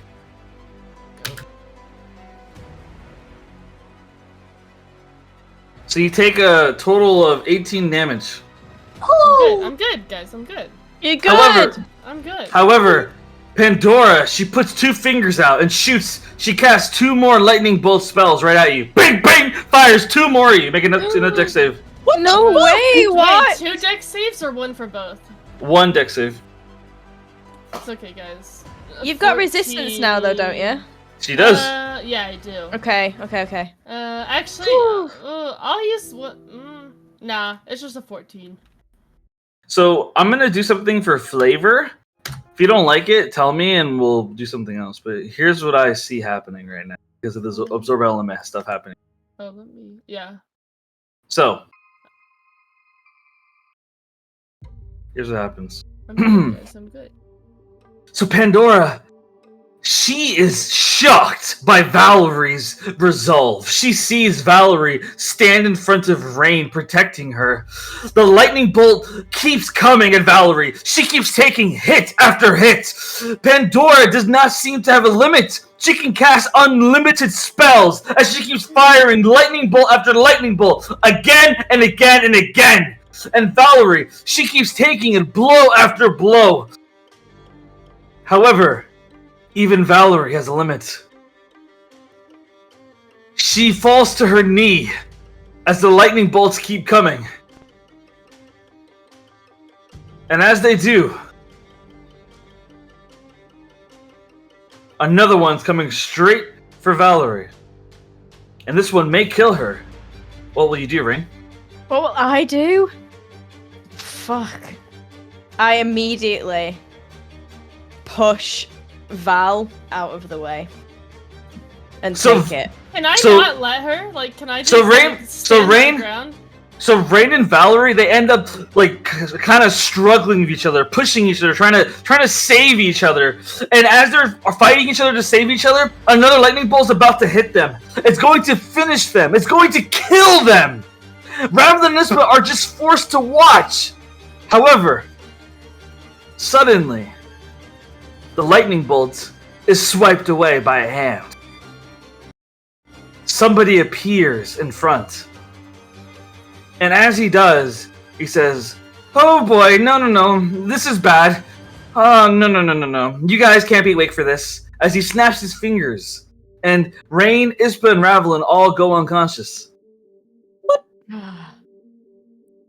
If that's the fucking everywhere man, I'm gonna lose my shit. It's the Do we same know tone of voice, who brother. put us to The sleep? Everywhere Man appears in front of Valerie. Oh. This guy. But he isn't alone. Oh god. He appears with Gianni, the god of time. Uh-oh. Not seen him for a while. Mm-hmm. And he was useless in the last fight too, bro. They appear in front. And Cleo heals himself and starts to get back up on his feet. Just gonna do And as he does, the Everywhere Man appears behind Pandora. Pandora smiles and says, "Finally, it's about time you got here. Dolores and Zareth sealed me away. I don't know how long I've been stuck down here, but we can finally continue with the plan. We can make sure all the mortals are loyal to the gods." As Pandora smiles, and the Everywhere Man kind of like goes, "Yeah, not really part of the plan. Sorry about this." As the Everywhere Man just backhands Pandora across the face, knocking her unconscious right there. Wow, okay. What the hell, everywhere man? And so as Pandora goes unconscious, and the Everywhere Man stands there, he looks at Renalia. Renalia is like, "What's going on? What's happening?" The You Everywhere fucked Man. everything up is what's happening. Valerie's like on one knee, like barely hanging on to life. Like The Everywhere Man walks up, and he says, "Why, hello there. I'm the Everywhere Man. Nice to meet all of you. You're Renalia, the hot wizard girl. You're Valerie, the hot Dampier girl. And you are Cleo, the hot wizard guy who's kind of bitch? Question mark? not hot. Valerie says it like under her breath. Like not hot. Everywhere Man like stands in front. He says, "I am the Everywhere Man. I am the one in charge of making sure everything goes according to plan. It's really good to see you guys. You guys have done really well. I'm pretty impressed." So like kind of waves, like hello. Well, you're unconscious, but Oh, I forgot. My bad. sorry. I love that though. Like- It's for in her mind, just like I'm gonna like glare at the everywhere. I like man. Everywhere Man. Fuck all y'all. Oh. Chill. yeah, it's only Nah, I'm with you. What? So the Everywhere Man he hovers and he's like, "Huh? I actually feel someone being a fan." As he snaps his fingers and Ispa wakes up. Bro. Oh, nice. What? Can I, Do the bro, same thing. I'll just wave at him. I'm gonna just glare at the Everywhere Man and be like, your plans are gonna fail time and time again. The Everywhere Man shakes his head. "Huh, that's weird. You don't sound like the Valerie that I would imagine you sound like right now. Are you a different Valerie?" "No, you didn't time travel, did you?" As he he stares at Johnny, and Johnny shakes his head. "They have not used any time travel through me." "Huh, must be something else then. Mind Valerie's transfer gonna, spell?" like flip her hair, like still like barely moving, like covered in blood. It's just gonna be like, I'm just built different. Like The Everywhere Man nods.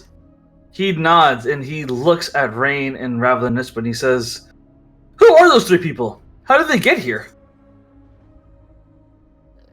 It's what kind of Doesn't short. matter. What kind of short? I don't know. I just got here. Rain just passed out on the floor. Y'all just Please don't kinda wake me got up to here. talk to this man. Please don't. So I'll talk for you. so so the Everywhere Man, he stands there and he looks and he says, "Well, anyway, it doesn't really matter.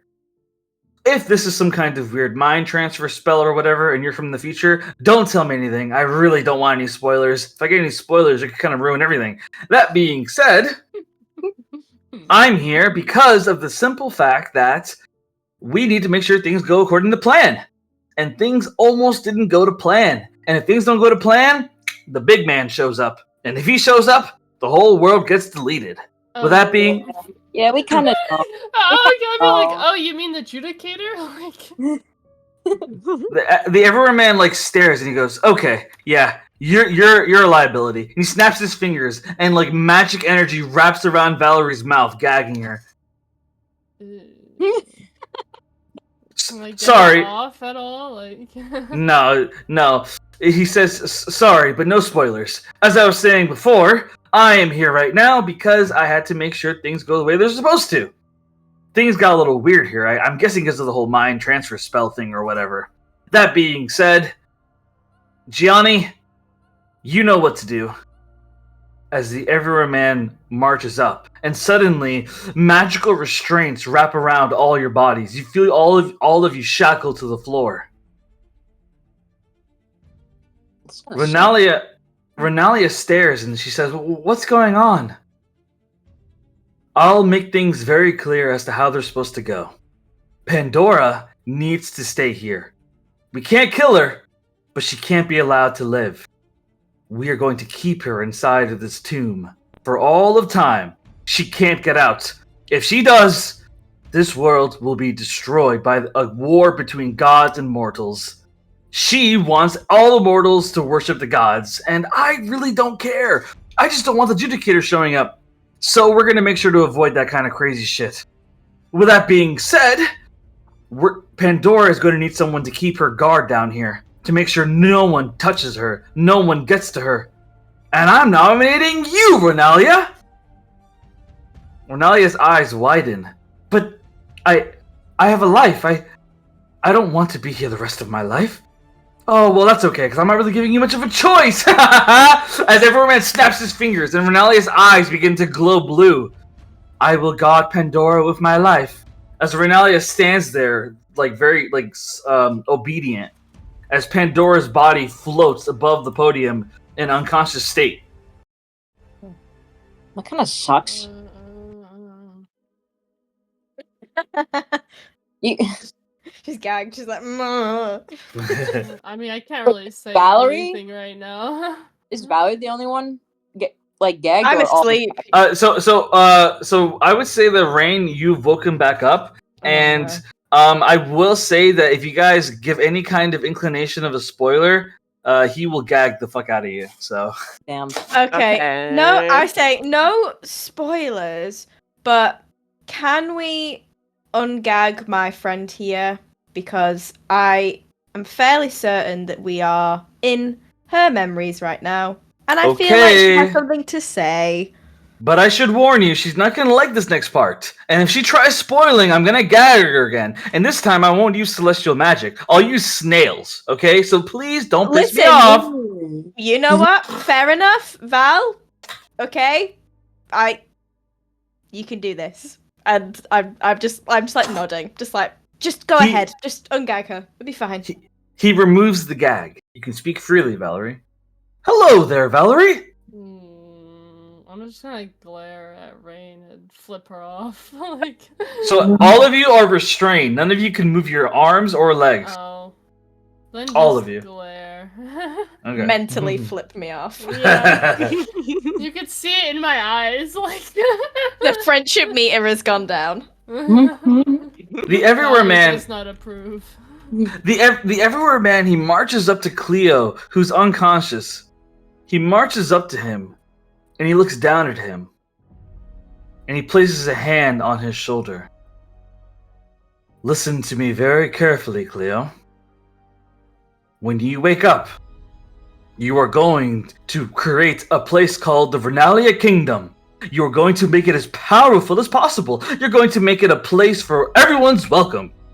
A place unlike the Daxam Empire. A place where all races can exist. A place full of wizards and sorcerers and whatever the fuck else people want to be. You're going to make sure it's a place with religion. For the god of light, Uranus, okay? He's a part of the plan. Make sure he's involved with this. You need to make sure this becomes a perfect home. Make sure the family that runs it knows what they're doing. But beyond anything else, I need you to listen to me really carefully. When it comes down to it, there's only one person who is your weakness. One person that you cannot defy when it comes down to it. One person who is more important than anything else. And it's her right there. Her name is Valerie. The Everywhere Man stares at Valerie. I'll get to you in a moment, don't worry. Anyway, Cleo, you need to remember, when it comes down to it, if it's something really important, you will listen to Valerie.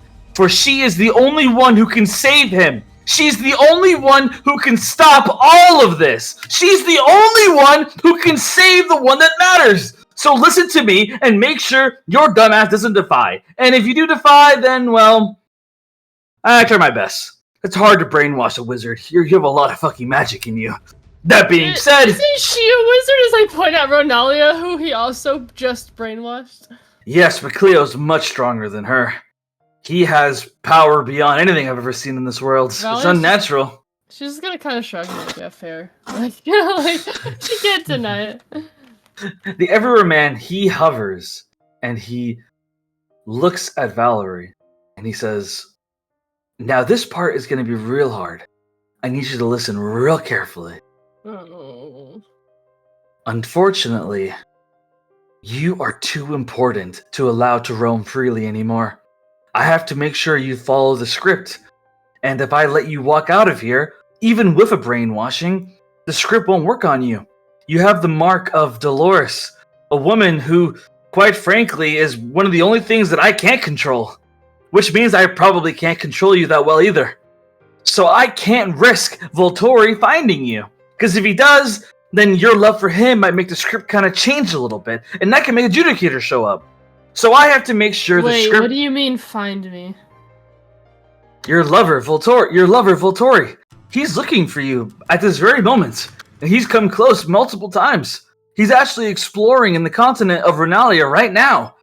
If I hadn't shown up, he would have found you by tomorrow. The two of you would have got hitched. You would have had a baby of his. You would have gotten married and fallen in love. However, because of your love, you would have ended up not serving Dolores, not serving the mark. And then the entire world would die. The entire world would get deleted. The truth is, Valerie, even though others are very important, you are the only one who can change him. You are the only one who can save him. The others can fight him. The others can kill him. The others can save the world. But you, Valerie, you're the only one who exists in this reality who can save him. And I know that for a fact, because trust me, I've done my research. You're the only one who can solve the problem without murder. Isn't that ironic? Oh, God. She's gonna... Oh. With that being said... How close is the Everywhere Man to me right now? It's like 2 feet. You can't bite him. Oh yeah, I'm restrained. Not bite him. I forgot I was restrained. I was gonna slap him again. Okay. So wait. he stares at you. Glare at him. Like, even though her hands are kind of tied behind her back, her fists are like very tightly clenched, and she's like shaking. She's gonna be like, "What did you just say?" I am explaining to you how important you are. The entire script depends on this. You took everything from me? For this? I did. Because if I didn't, then your children would cease to exist. None of it would matter. You could have your happily ever after. You could have your love story, your family, your nice cottage in the woods. You could have all of it with Volturi. But it wouldn't matter because by the time that your kids are your age, they'll be deleted anyway. Don't you get it? We all make sacrifices. A woman named Rain will sacrifice a chance of a decent family to save the innocent. She'll inspire you to be a better person. A woman named Ravelin will sacrifice her loyalty to her family and to everything she's known in her life just to make sure others can stand strong. Ispa will give up the fact that she was given a better life by a man who was a tyrant. She'll forget about this fact simply so she can support you and everyone else around. Don't you get it? All of you are more important than you realize. You lift each other up. You all are strong for each other. You're all Dreams of Dolores. I love that name, by the way. I love that you guys come up with that eventually. But that being said, I can't see everything that's going to happen. I see bits and pieces, but I have to make sure the script goes the way it's supposed to. Otherwise, we all die. So this part, you're really not going to like. But I need to erase all your memories. I need to make sure you don't remember anything I just said. And more than anything, I need to use my friend Gianni here to time travel you 1,000 years into the future. He's going to take you to a nice comfy cell in Thorhaven. And we're going to put a memory as to how you ended up there. That you were arrested for murder or something. I don't know. We'll kind of wing that part. But you'll end up in there. And you will not remember anything of the last 1,000 years. Volturi will look for you the entire time.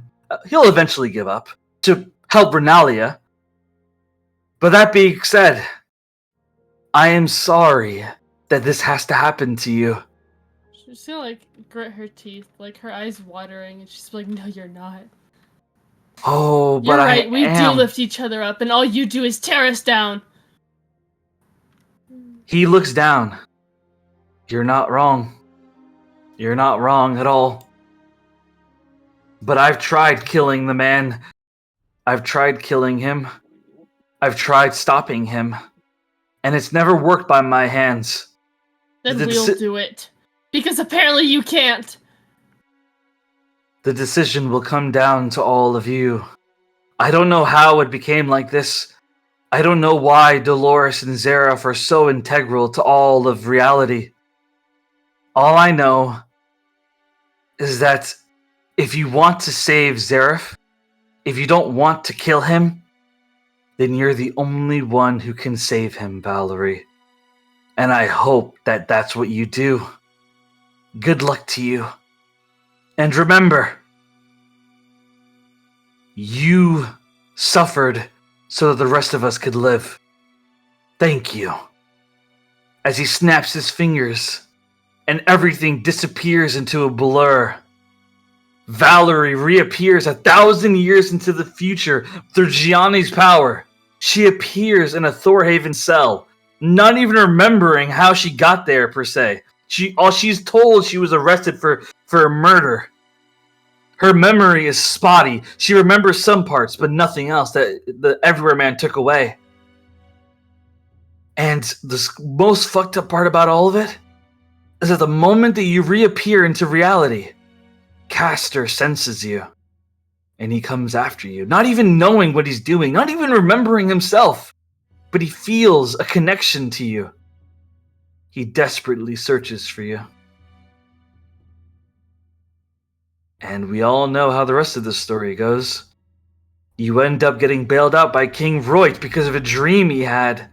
You end up meeting the other members of the Dreams of Dolores. You end up being abused, mistreated, misjudged. But through blood, through death, through struggles, you learn to bond with them. And for better or worse, they're your family. And now you're picking up the pieces as you try to find a life for yourself in this broken world.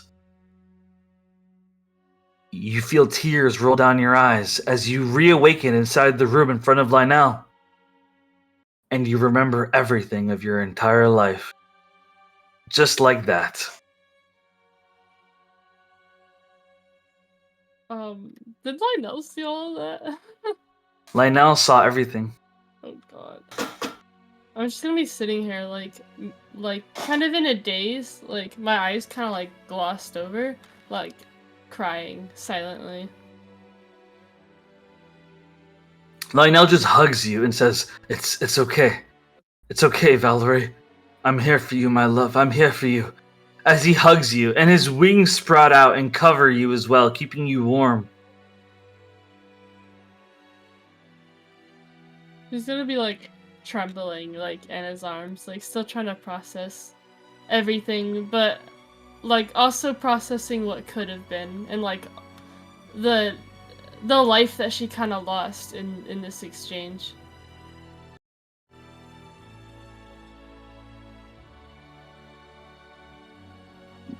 The two of you hug. You all return back to your minds, but you all remember everything you saw. You all fully absorb this moment. We're gonna take a 5-minute break to absorb this scene, and then we'll continue. Holy Damn, shit. bro.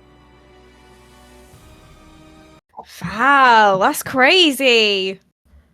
It was so unfair, though, him being like, yeah, you know, Volturi was like looking for you, but it's not gonna happen, I'm afraid. Sorry, you're the only one, so Bro, there are other dreams. I can do The rest of it. us Yeah. can live. but no, but it's not you, Val. You are the main character. Yeah, I am the main character apparently. I'm gonna cry. God damn. I don't know how to feel. I still hate this fucking everywhere man. What a dick. Man, I fucking hate What everywhere, a man. douche. I retract my high. Fuck that, man. Yeah, we hate him. So I'm now you gonna guys. draw an AU of Valerie and Volturi living out in the woods So- with their children. Aw. The life that was stolen from her. Yep. So now it all makes sense. It explains why Volturi wasn't able to find you all this time. Wow. And fuck his corn dogs. Hell yeah. All So the now homies you- hated her, man. so now you guys know that Pandora's alive. She's down there and alive. So is Feel the way. Ronalia, apparently. So we need to go down there. We need to alive. kill her. That's Ronalia's what we probably do. still down there protecting I don't think- Pandora. Can we kill a god? I don't think we can. Yes. I Yeah, mean, we we got it close. I think we just have to, like, make her HP 0 before her turn. Negative Maybe if we 10. kill her in one round, yeah.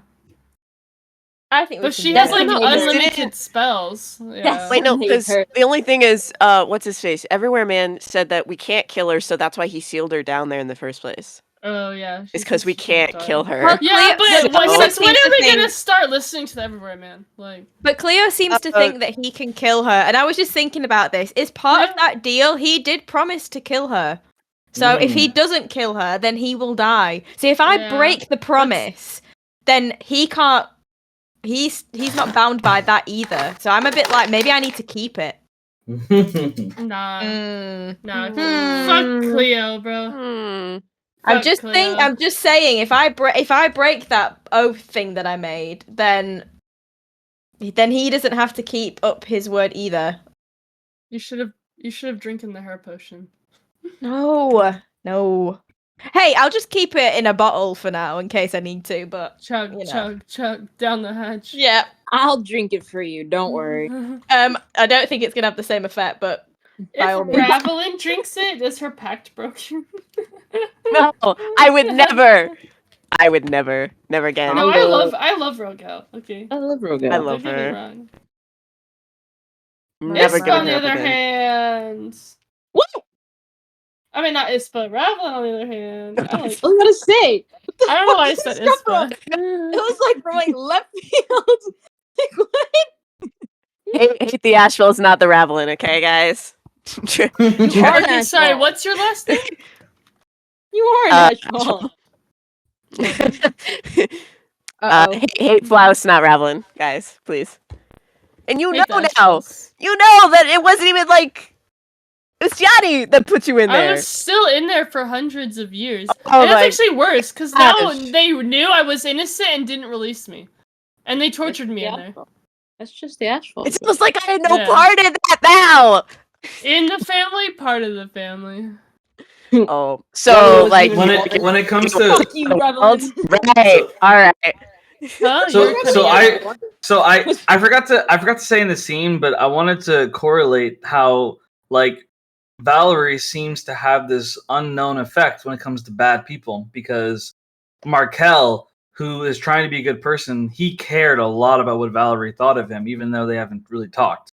So Valerie seems to have this kind of unknown connection towards bad people. Thanks. Mhm. Got it. That's why all the Damn. evil people want me from. It connects best to bad people. That's what you're saying. You could explain So that a lot wait, so that different just ways, proves that Markel's a bad person. He used to be. He's trying to be good. Mm-hmm. Information. Okay. Mhm. I hate to say it, but I had a theory after the last vision, and I like pushed it aside because I'm like, Lionel's cool. He's like trying to confront his also past. He's evil. trying to be a better person. But here's the thing now. Everyone's man's like, oh, you're the only one that could change him. You're the only one that could like fix Yeah, him was he and talking about save him. Lionel or I- Sarah? have a bad feeling that Lionel / Avalon never changed, and he's just trying to play this big like Stop. Okay. No, So, he's listen trying up, guys. to kill Zyra and take the throne.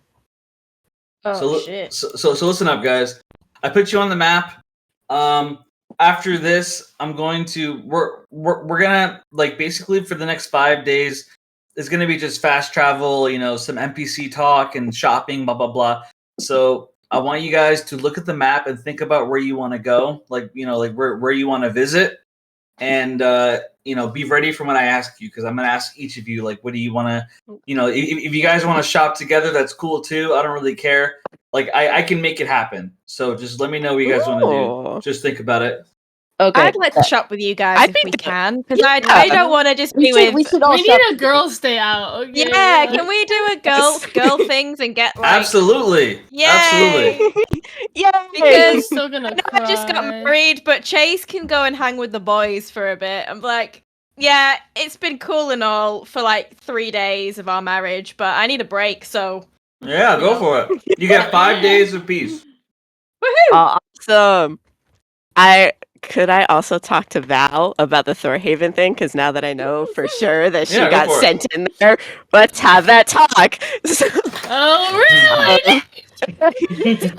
Rain gets the popcorn out. An offhanded comment once when we were focused more on Rift. I'm sorry. And we had to go to the Hunger Games and we had to do Bodies of War. So I'm sorry it might have slipped my mind to talk to you for a little bit. The aggression through Right, that mic. And You know what?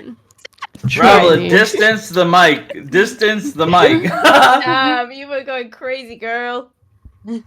Come at me. yeah, Where you wanna should go? we You wanna go go? first? Let's see. Put some pause. Put them paws up, brother. Let's see. We got man, fuck Kilburn and this fucking weapon store. I'm not going back there. Why? What's back there? I will say that Tilvern is dead, so the weapon store will be under new management. Nice. His Fuck, wife? I forgot about that. Would Bro, his I need wife to get my run brain it? checked. I'm forgetting that shit ton of things. His wife is there, but other so the people running that store, it's his wife, Grim, and Cypher. They're running the weapon store now. Grim. Grim and Grim. Cypher. You know what? Or Grim. Good for him. Good for him. Mhm. How did He he was get hired. control of it? Honestly, I respect it, but what? He was hired to. Nice. Yeah. It's good to see. It's good to Went see from bad people Grim getting back to the Reaper economy. to fucking store manager.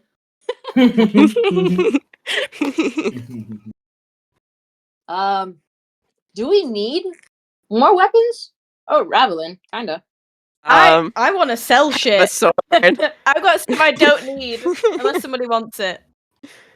Does anybody want What do you got? a mace of disruption? Nah. I don't have Nah, proficiency in I that. didn't think so. When you hit a fiend or an undead with this magic weapon, the creature takes 2d6 radiant damage. Blah blah blah blah blah. Yeah, that might kill me in the process of using that. Naomi touches it and it just burns her hand. She kind of just like pulls it back. Yeah. Nah, I'll keep hold of it. Somebody might want it. We might need it. You never know. You never know. We should probably go to the what's it called? There's a potion store. Yeah. Oh, that's a good idea. Let's get some potions again because I used Health them all. potions. That filter of love helped us a lot. We should get more of those. Yeah, that's just against demons, isn't it? And It's just charm person basically, but like, I don't know if it's better or worse. Well, I it's just super am effective happy, against bro. demons. I am happy that we finally solved the mystery of Valerie's past. Yippee! I'm okay. Fuck everyone though. Yeah, fuck that guy. No, for real. I'm slapping the shit out of him next time I see him. I don't care. if he's a Also, to avoid confusion, this is before Gianni made Zod immortal.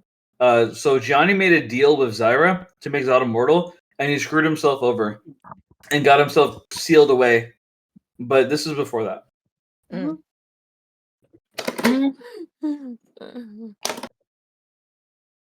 We can get some like. I remember. Oh wait, I have it in my notes. I need to check something real quick. We could, cause like, we don't know. We don't know about the. Well, one of these days, I'm going to the Ranny sandwiches to meet Caster for Lonnie's cracking me lunch. up. Fucking you guys shopping right now, getting matching purses. Meanwhile, Lonnie in prison. Hey, give me that bread, or give me that bread, or I'm gonna shake your ass. Give me your teeth. Oh wait, I need to. Oh wait, during that previous long rest before this, can I attune to my weapon? Yeah. Or at least take it down. Yep. Yeah, I would like to do that for all of my items as well. I will do you guys a favor, and I'll tell you that over these 5 days of week of rest, we'll just take 5 off immediately. Take 5 Yeah. off. Okay, I realized I I think I never had- rolled for the sword that I got. Roll So D12. what is it? D12? Okay, thank you. Sorry. Did I put it in my session note? Yeah, I did. Okay, so my guardian emblem is done. Yes, hell yeah. Okay. This So is that's great. exciting. So you can knock 5 off. I'll be generous to you, Ravlin, since I'll be generous since you forgot to do it earlier. I'll say 6. You can knock 6 off. So you have 2 left. Oh, thank you. Is That's very it? nice of you. I can't Okay, find I'm gonna it. unattune to the mace because I don't need that.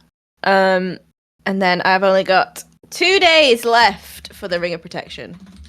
Nice. Woohoo! Okay. The fuck is melting tongue boys? All kinds of good shit. I Pretty sure I where just do I have- want to go. I'm pretty sure I just have one left, but I can't find where I put it. Let me see. Alright, I Cards? definitely want to get some potions, so I'll put myself on the map over here somewhere. I'm like, I want to go to get some potions. I will go with you. Okay. Thanks. Okay, I'm gonna put it in soon. Alright. Well, I'll just assume you guys are all shopping together. I'll make that happen in a moment. I'm gonna grab Nice. a drink real quick, Ooh. and then we'll get to shopping and everything. Lovely. Okay. Rain, whenever you get a chance, I can't promise to always put it on the map, but if you want to bring your pet with you, then make a token for him. Oh, my baby! I still haven't named him. I'm just gonna call him Stu. Pig. I think he should just be Pig. Stu. Stu is cute. Stewie. Right, fine, he's Stu. He's Stewie. Stewie. Stewie the pig.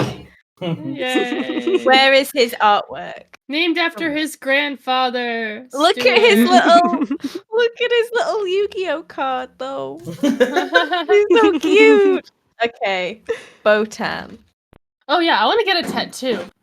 I have that in my notes of what I want to get. There's a specific I'll get tattoo matching I wanna get. tattoos.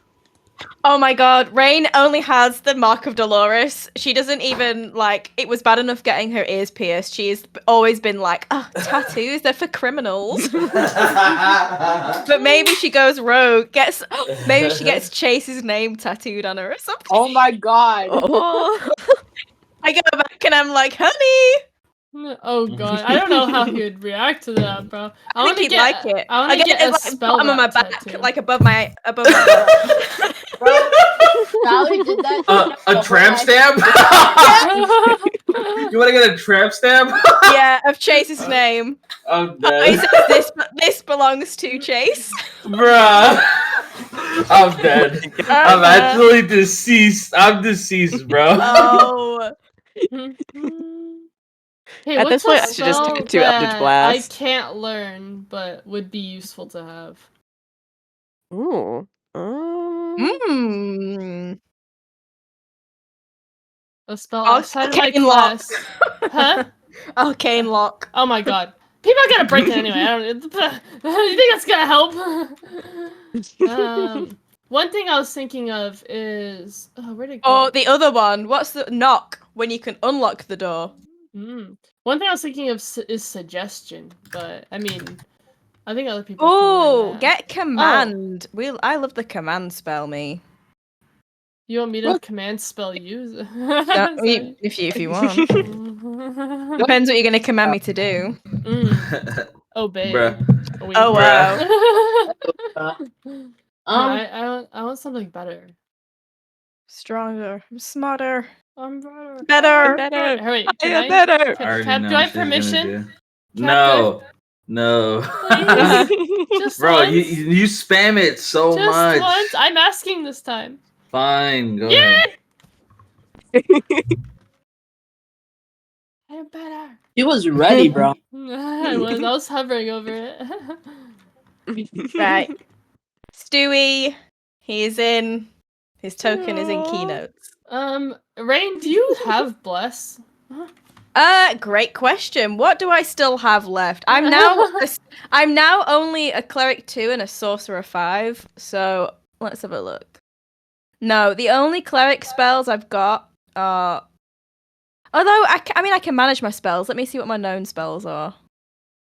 My known spells are Guidance Light, Mending, Minor Moonbeam, Moonball. What the fuck is Resistance, Sacred Flame, Spare the Dying, Taumaturgy, Toll the Dead, Word of Radiance, blah, blah, blah, blah, blah, da, da, da, da. Oh my god. It's probably the. Oh no, I have Bless. I can use Bless. I just have to prepare it.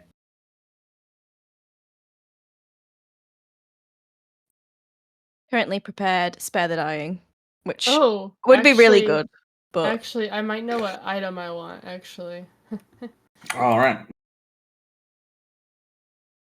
Okay. So, potion store. Then we go general store. Oh, that might never Okay. requires attunement. Do we need Babylon? Do you need to get weapons or armor? Oh, I have that hunter's cloak, which gives me 1 extra armor, 1 extra thing to my AC.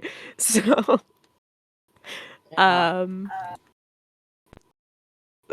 so that's about it. But I mean, I'm we can also hit the okay. Foreman. We can go to the Foreman Shop Plaza. We can go shop around All there. right. All right. You guys can chat about it while we play. We're gonna get back into it. Okay. Let me. So I'm gonna do your guys' individual scenes real quick.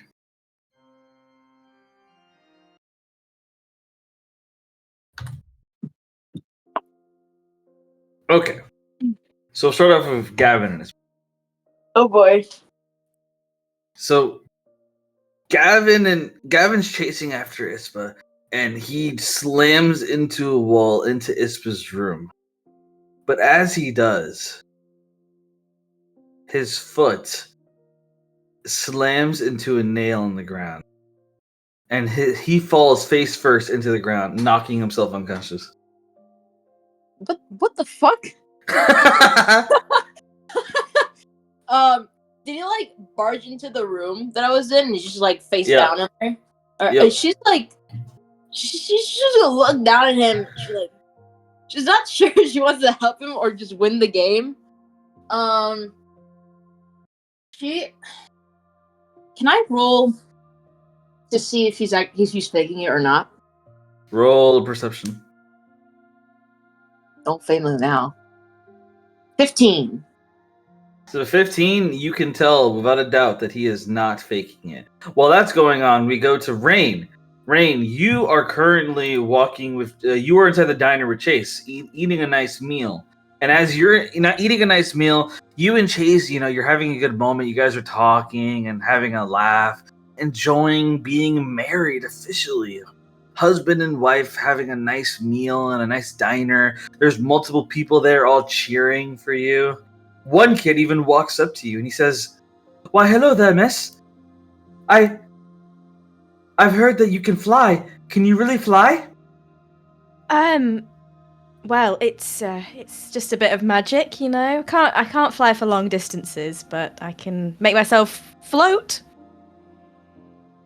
That's so cool. As his eyes kind of like sparkle a little bit. My name's Lufer. It's nice to meet you, ma'am. Could I get your autograph? As the kid like puts out like a notebook in front of you, like he's staring at you with just star-gazed eyes. Okay. Yeah, no problem. And she takes the notebook and she writes, "Follow your dreams." Signed Rain Monroe. And she just makes it out to Luther and she passes it back. So like I posted in keynotes. Luther's he's like nodding and like saying like, "Thank you so much. You're the best. I'm gonna tell all my friends about you. We're all so excited for your ceremony. We're all gonna be there to cheer you on. And by the way, I just want to say, thank you for taking down Rift. She was a jerk. Okay, sorry for interrupting your dinner. Have a good day." As he just runs off. I look back at Chase and I just kind of like smile and shake my head and I'm like, I'm never gonna get used to that. Chase smirks and he says, "Well, I am, and I'm already getting tired of seeing it again." Yeah, but you're royalty. You've been bred for all of this. You're right. I was born for this life. You managed to get it without being born for it. What does that say about you? He says with a smile.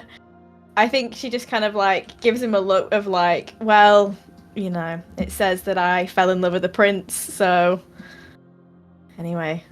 He smiles and he holds your hand warmly and he looks you in the eyes. "I love you, Rain Monroe." And as he says that, suddenly you hear a man clearing his throat.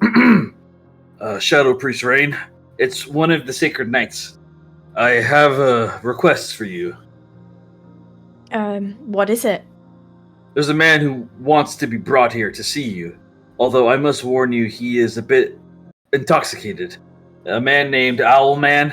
Would you like us to take him out of his cell and bring him to you?" He's intoxicated? "Yes. He's managed to sneak booze into his cell somehow, and he drank quite a lot of it. We confiscated it away, but he's drunk now. But he keeps yelling about how he wants to see you right now. Do you want us to bring him out? I would recommend against it, ma'am. He's very powerful, and he'd be considered a flight risk if we let him out of the cells." Well, I don't want you to bring him in here, not with people. I don't know what he wants. I'm happy to meet at a more neutral location. Maybe somewhere outside. "I suppose it's possible. We'll try to get it scheduled and figure it out. In the meantime, please enjoy your week of rest. You'll be Shadow Priest soon enough, ma'am." Thank you. As the Sacred Knight walks away. And Chase kind of scoffs and shakes his head. "If you ask me, I say you should avoid anyone you can until you actually have power." I know, but I have a feeling I know what he wants, and I'm not sure I'm ready to let him down. Chase shakes his head. "People are let down every day. It is what it is in this life. He'll get over it. I wouldn't worry about it. When he sees all the good you're gonna do, I'm sure he'll forgive you." I don't think. Anyway, let's not dwell on it. Something for me to figure out in my own time, I guess. Let's just try and enjoy this very strange week and every other week after that. All right. And so with that being said, Valerie is currently relaxing in her room with Lionel. And Not so relaxing. Ravlin, you are currently walking with Sean. but as you're walking with Sean, a woman suddenly marches up, and she says, "Excuse me, you're Ravelin, right? One of the dreams?" Depends who's asking. Well, hello there. My name is Enriana. I need to speak to Rain. I need to speak to the Shadow Priest, please. It's about my brother. Your brother... Oh, hold on, slow down. Look, I'm Rain's friend, but this is, the week of peace. I don't even know if I could go talk to her. What's going on? Well, you don't understand. As she kind of like marches up and she grabs you by your shoulders, Sean immediately shoves her back. Whoa, hey, easy there. No, As Sean it's fine. stares her down. And she's gonna like put up a hand and she'll be like, "It's fine. It's something about her brother. It's don't worry about it. It's okay. What's wrong?" And she kind of like looks to. Sean puts his hand up. And he says, well, "Wait a minute. Can you please give us a minute? I need to talk to Ravelin." And she says, of course. As Adriana, she takes a step back. And Sean looks at Ravelin. Ravelin, you told me that you wanted to tell me something about the wedding. What did you want to say?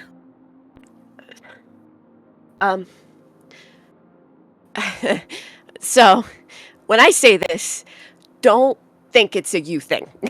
Like, she's gonna start off like that. She's gonna be like, I think when you deserve someone who's not me right now. But I'm working to be the person that I want to be. And until I can be that person, the one that I see myself becoming, the one I can finally look in the mirror and find myself happy with, that's when I would want to with you, because you've been through a lot, and you may not tell me all of it, and that's fine, but the one thing that I do know is that I want you to have someone that you can be proud of, and that I could be proud of too. So maybe maybe we should hold off for a little bit. And she's gonna like grab his hands and be like, because there's nothing more that I would want than you. Sean immediately shakes his head and pulls his hands away from yours. I'm not saying I don't want to. That's not what I meant. I want to be someone that I could be proud of. That's not afraid, that doesn't fuck everything up. And Sean shakes his head. Stop. Between what you said yesterday when you were possessed and what you're saying now, I think that you've said enough. I need to think. No. And Sean walks away. Oh, fuck. Sean walks away, and like he just walks away, and as he just walks away, he stops for a moment and he turns to look at you and he says, "I don't want you to think I hate you, because I could never hate you. I will always love you, and I will always want you to be happy. But for you to say stuff like this after everything I just went through, I don't think it's fair. And I need time to process this. I'll talk to you again later. Please stay safe." As Sean walks away, not looking back this time.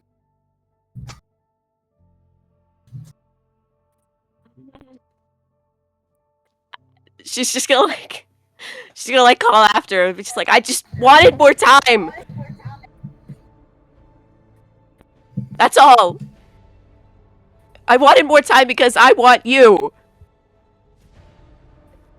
Sean does not respond. He keeps walking away. You can't tell whether or not he can hear you. He's far enough now to where there's a slight chance he can't hear what you're saying. She's gonna take a breath. And she's gonna turn to this girl whose name I can't remember right now. And she'd be like, "So what about your brother?"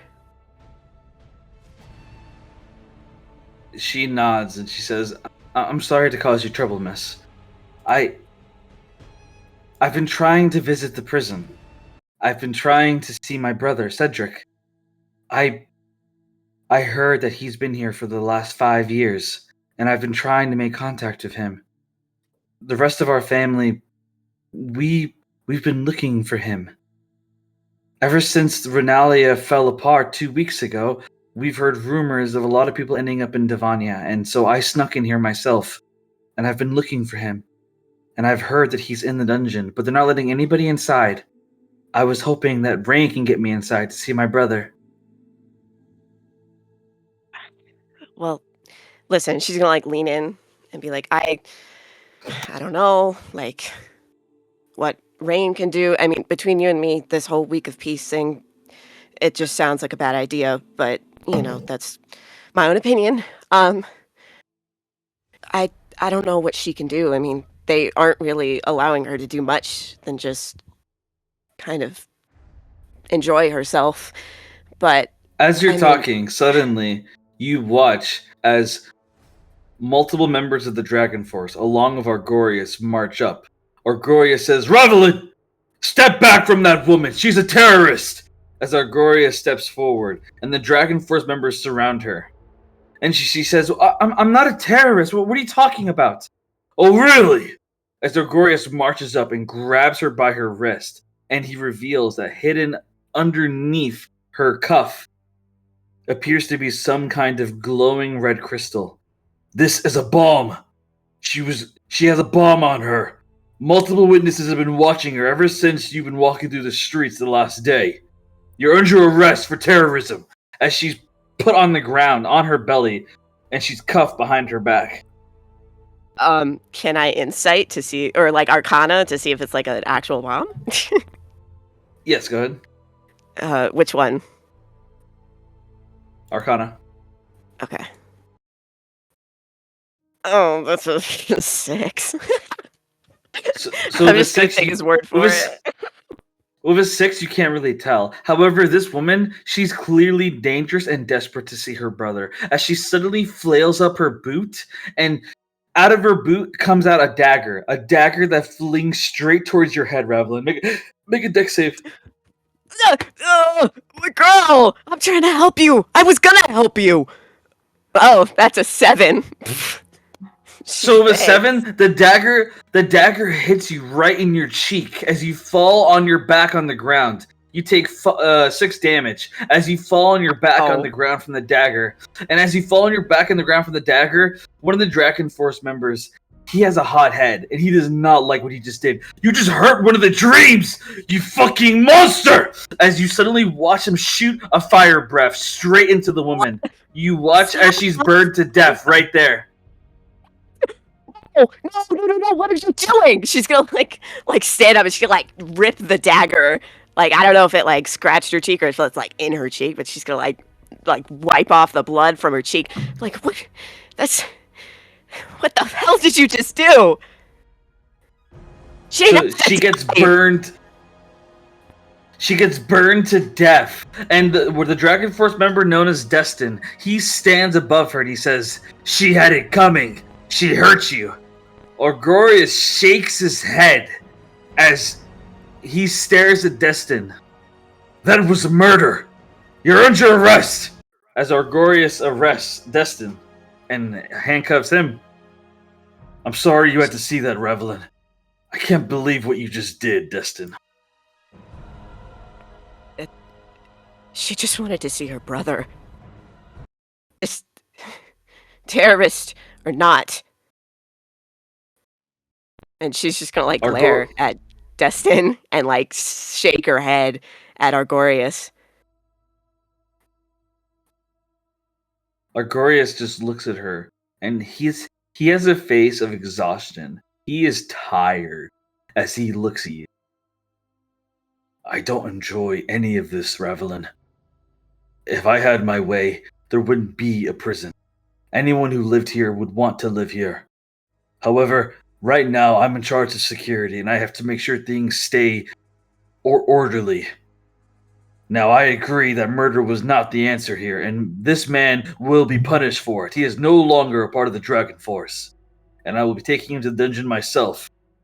However, other than that, you need to stay out of it. You and the Dreams. All of you need to stay out of our affairs. Once Rain is Shadow Priest, then it'll be a different story. But as of right now, Graham is in charge. As Argorius picks up Destin and marches him along with the other Dragon Force members. And suddenly, you hear Graham's voice. Excuse me, I have an announcement. Everyone, please listen carefully. I have an announcement. This announcement is relayed throughout the entire city. Okay. What does he need to say? Oh, God. Uh-oh. Eyes and ears are locked in. Pray, everyone, pray. Mm-hmm. All right. Not this music. Rain will be officially sworn in as acting Shadow Priest on November 20th at noon. Right now is November 15th.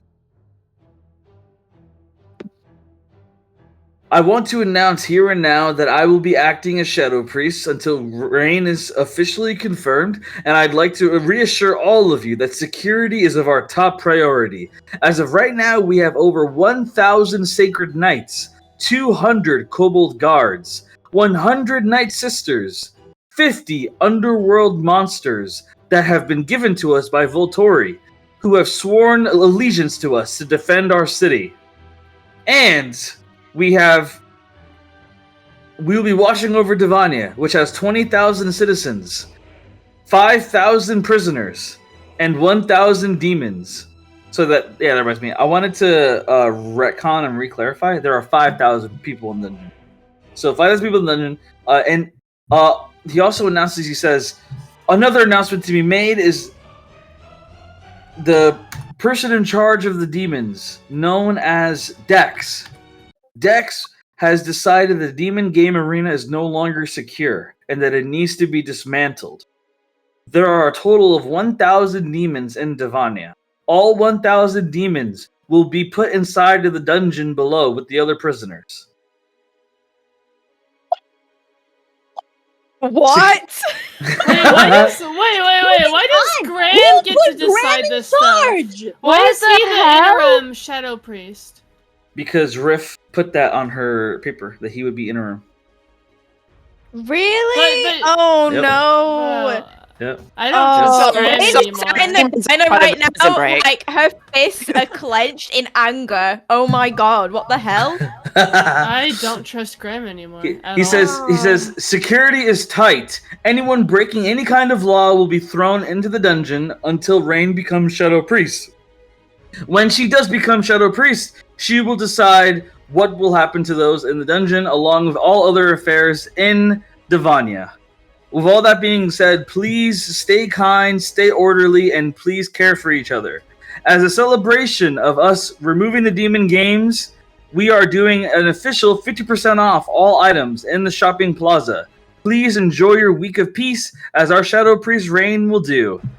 And also, the dungeon is officially under lockdown. No one is allowed inside under any circumstances. That'll be all. Of course, you have to add that last bit. This is not good. Huh? Value's over here thinking like, so did Rain accomplish nothing?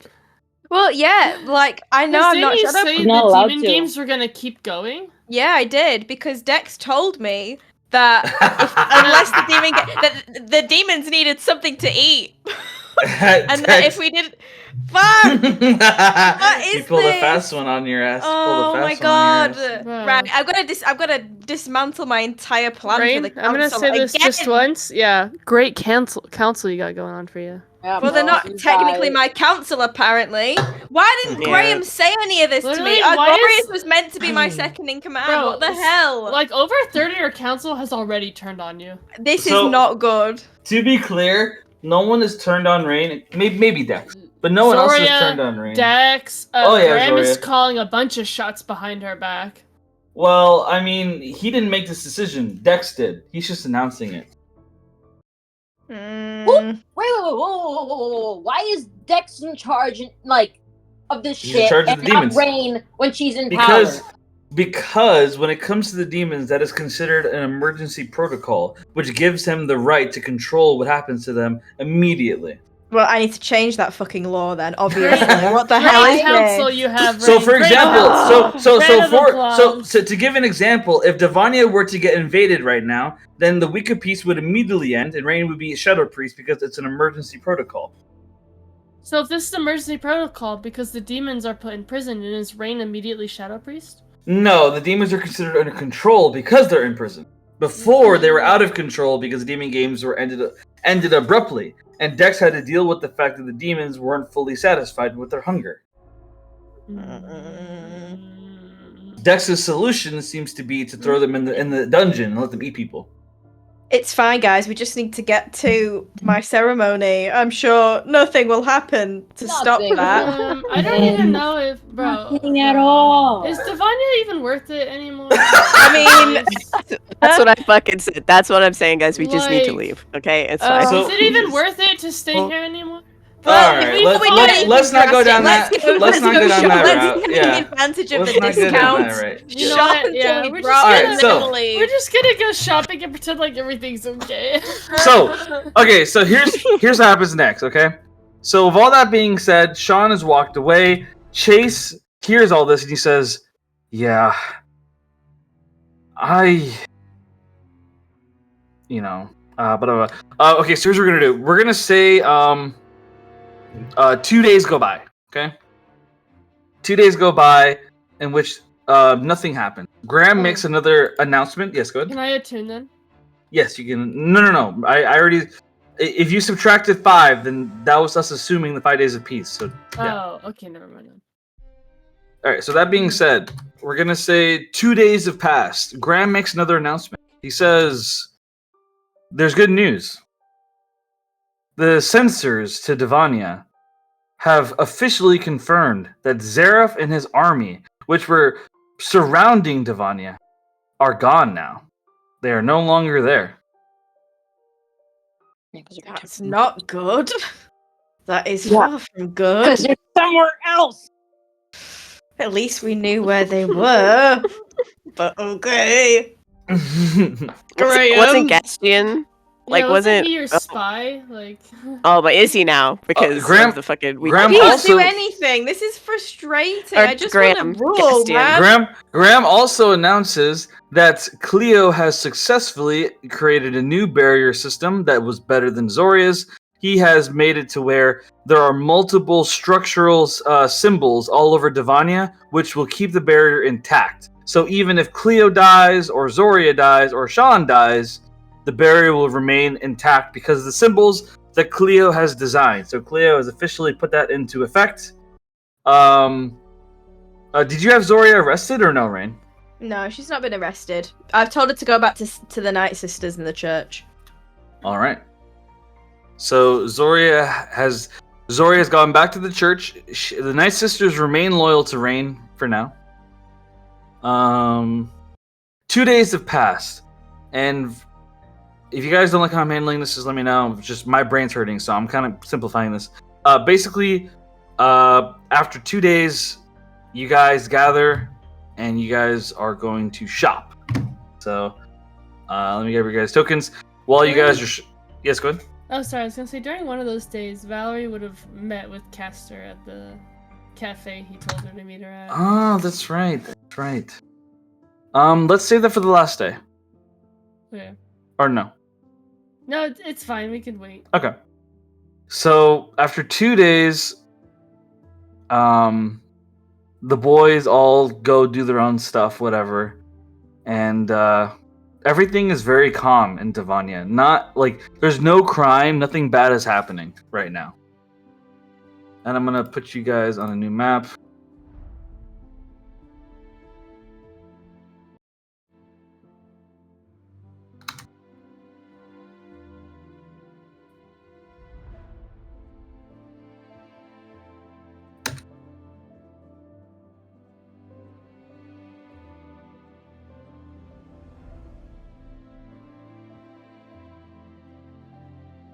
Let me grab you guys.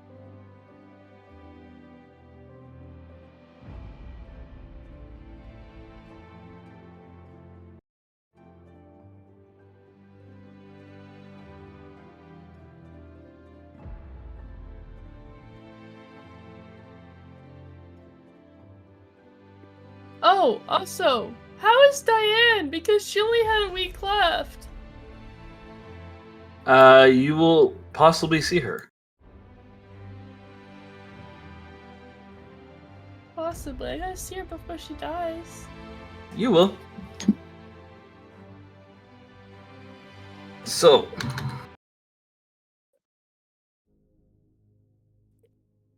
while this is going on, okay. So, after a lot of you guys doing your own stuff, Sean has not talked to Ravlin in 2 days. Ravlin hasn't seen Sean in 2 days. Meanwhile, so you've looked for him, but he's been nowhere to be seen.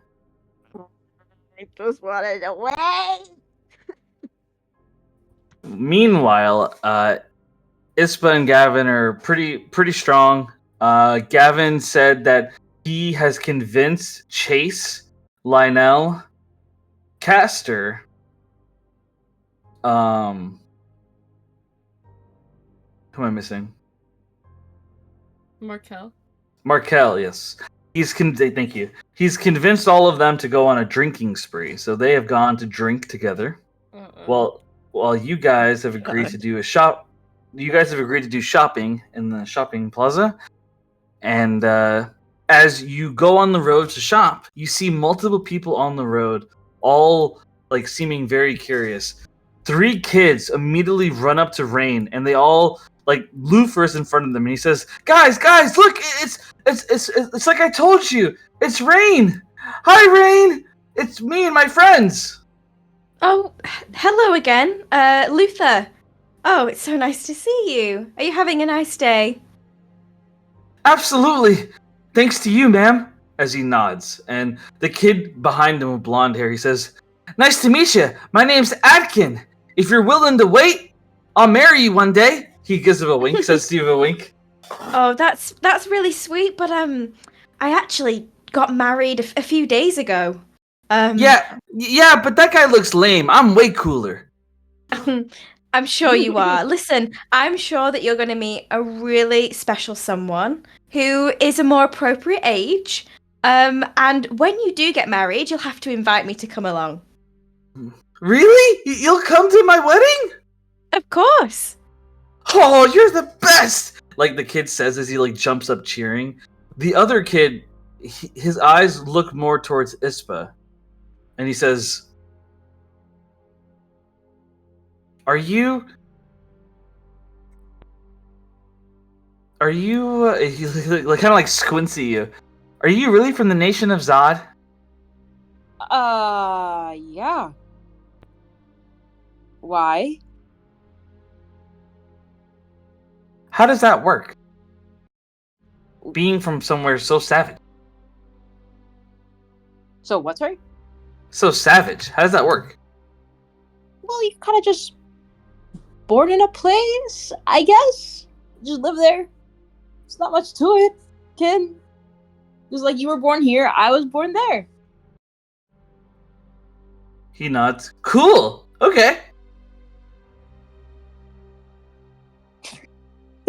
There's not much to it. Coolio.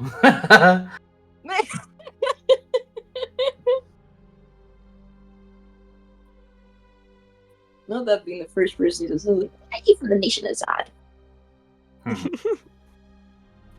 So you guys are walking along. Where are you guys going first to shop? We said potions? Yeah. There's items that I want. But we could do potions first. Okay.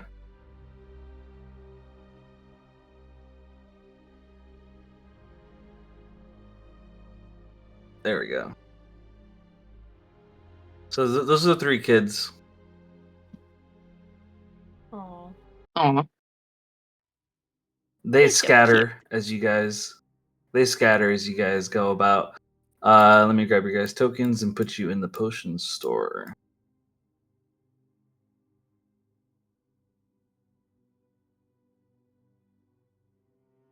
So when you get to the potion store, you see that there's somebody new managing the potion store. A nice little kobold with a wizard hat named Avin. Why, hello there! Welcome to the potion store. How can I help you? Why is it on fire? Can we help you? Don't mind the fire. That's how I help relax my ears, help them soothe. It's really cold around here this time. The fire helps keep me cool. It's a controlled fire, don't worry. Here, watch. As he motions his hand towards the fire, I'll make it go smaller. And then he says that you watch the fire double in size. Woo! Maybe we should mess with it right now. Are your ears still cold? Well, of course they are. I'm a kobold. We're always cold. Can I try something? Yes. What do you want to do? Can I walk up to him and I want to cast Firebolt, but just keep it in my hand and not throw it, and kind of just hold it next to his ear to warm it. Oh, that's so sweet. Oh, that feels good. Oh, Avin is happy. Oh. He's you watch as his tail starts wagging. I'm gonna smile at him and be like, listen, I'll keep your ears warm as long as you possibly want.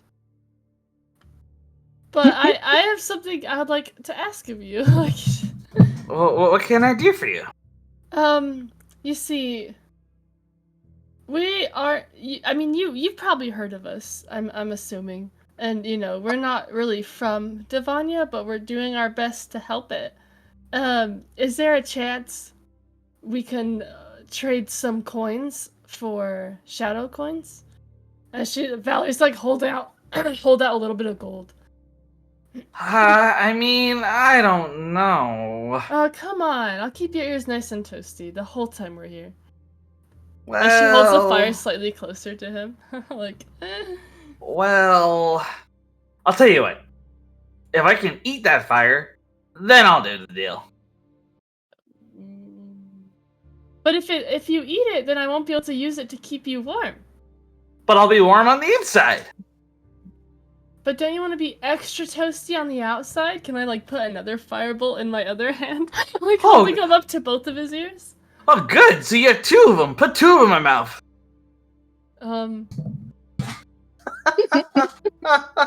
Is that gonna hurt him? I don't know.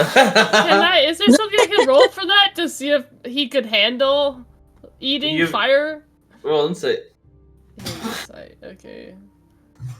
Nat 20!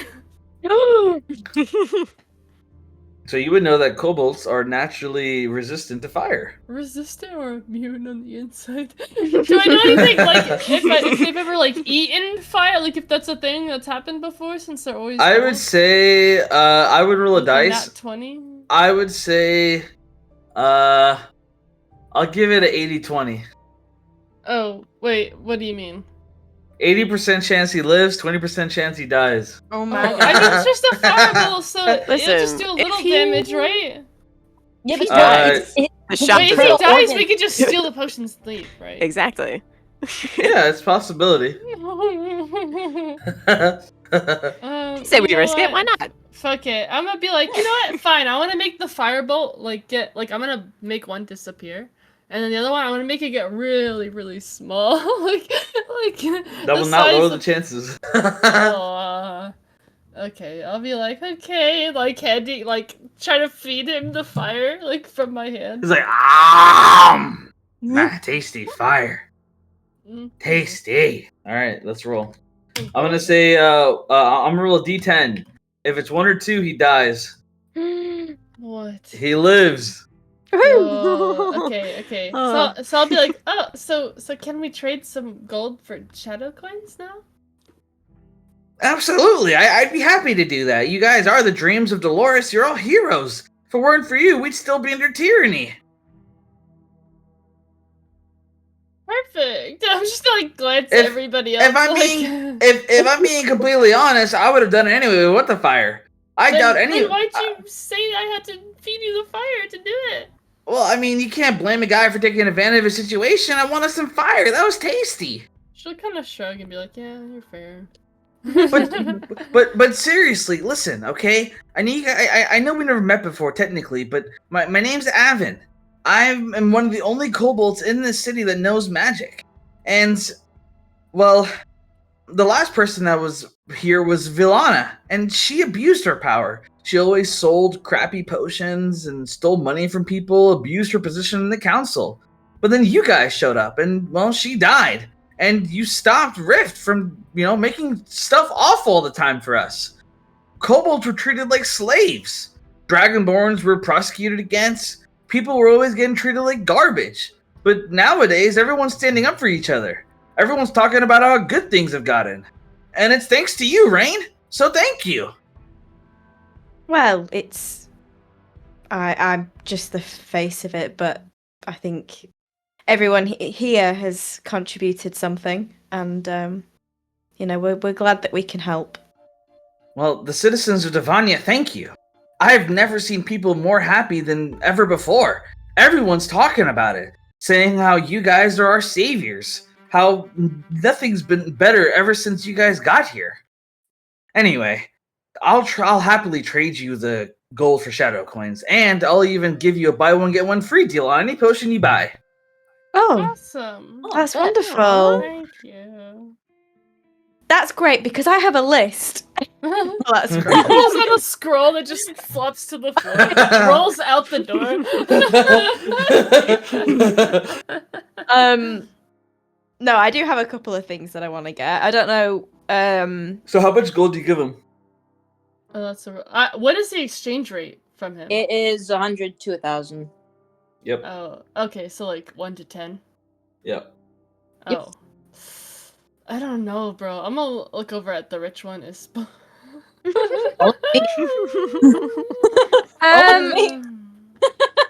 I'll trade 500 gold for however many shadow coins that gets me. That'd be 50. Okay, Cool. 50 shadow coins. There you go. Thank you very much. I don't want to give up that much gold though. What if we need it in the future? Oh, I've Yeah, still got that's plenty left, Oh, don't I'd worry. rather have like the Right, high exchange amount. I just don't know how much I'm gonna need, bro, for the stuff I want to buy. You know what? I'll give 600 gold. 60 shadow coins for you, miss. Yeah. I'm adding that to my... What's 60 plus 73? 7, 8, 9, 10. 133. Alright, let's pray that's enough. Do they only trade in shadow coins? Yep. That's Yeah, that's why I was trying to get us to be able to switch, to trade them out so we could buy stuff here. Okay, now let's see potions that I want. Oh yeah, hold on. Potions. How much is like the health potions again? I have the website up. I'm done. Oh no, don't. Well, what website? Oh, Don't use that. the campaign website? Yeah, don't use that. Oh, okay.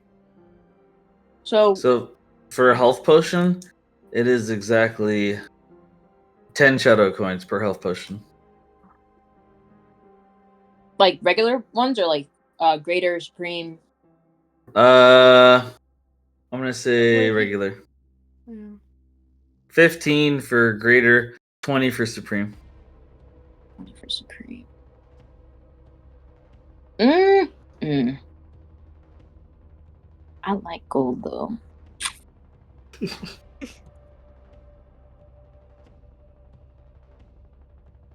Okay, I found it. I found the thing you used before. If you want me to post it. What thing? The price that we had last time we were here. Yeah, I know. Prices have changed. Oh, okay. Because under new management. True. Okay. What other potions are there? Like, pushing the speed, oils. They got everything.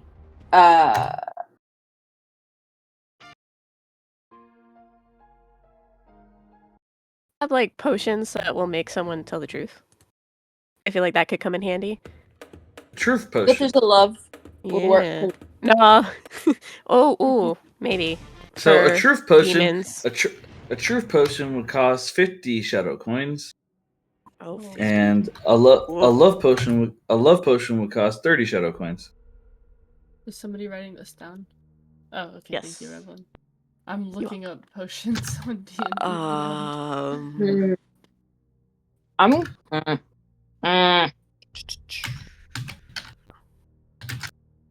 So I'm thinking if we ever interrogate someone, like a truth potion would be nice, but 50? Well, unless we did the buy one get one free deal, but I'm assuming we're gonna have to buy the more expensive one. Or was that Yes. for like the same? Okay, because I was gonna say, well,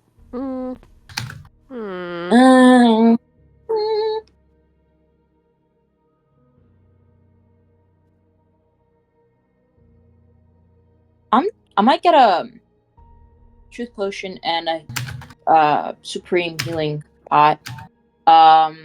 Still thinking if I want to. If we have extra shadow coins, can we turn them back into gold? Possibly. we'd have to find someone willing to do that. Can we ask him that? Can we be like, if we come back here later, would we be able to trade back the shadow coins for gold?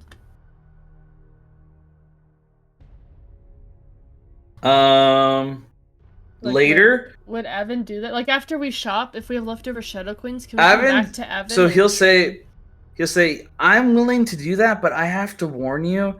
I'm not the owner of this store. I work for someone, and if they find out that I gave away shadow coins if he finds out that I gave away gold for shadow coins, I could get into really big trouble. He doesn't care much. He doesn't care much for me giving shadow coins, but he cares for me giving away gold." Who do you work for? I don't remember who owned the shop before. No, she's dead. Oh yeah. Who owns the shop now?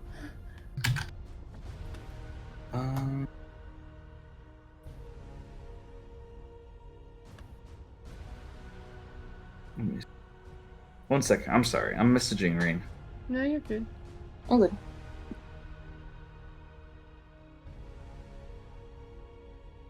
Let's think this through while we're like waiting. I know I'm on like Valerie's sheet and I'm like went to inventory, like add and then limit to potions. I'm just looking through the different options. Yeah. Oh, I also forgot. I have a potion of greater healing that Rain gave me at some point. So here's the dealio. Rain just told me that she something came up. She has to pick up her partner, so she has to be away for like 40 minutes. And I kind of wanted you guys to shop together and have like moments together and all that. Mm-hmm. Not only that, but Rose isn't here either, and I guess this is a good time to end the session realistically. Okay. So I also have to go in 30. In what? At Eastern time, so 4:30. Yeah, so we'll just end here. All right, that is the end of session 27 of the Chronicles of Dolores. Will Valerie be able to handle the memories that have been restored to her? How will she feel when she gets more connected and acquainted with the people inside of Davania? People that are praising them. The citizens of Davania seem to be actually decent people as they continue to praise them and give them deals and want to be there for them. How will Ravelin handle the fact that Sean is MIA, possibly forever? How will Rain handle the fact that the prisoners are suffering and she can't do anything about it right now? And that she will have to try to fix things when she becomes the official Shadow Priest? How will Ispa handle the fact that her father is waiting for her and that she is currently trying to live her life in Davania? How will Ailani handle the fact that she is going to be a part of a prison break with a man known as Cedric, one with honorable intentions, but a temper, angry and violent, a man who we can't really tell if he's a good person or not. However, Ailani seems to trust him through months of having to survive together. We will continue this campaign in the TexRP, and we'll also resume next week. I'm very excited for next week. We'll have a lot going down between the shopping, Rain's confirmation, and dealing with the giant prison riot going on in the dungeon. A lot going on, and I'm very excited. That is the end of session 27 of the Chronicles of Dolores. I'll see you all next week.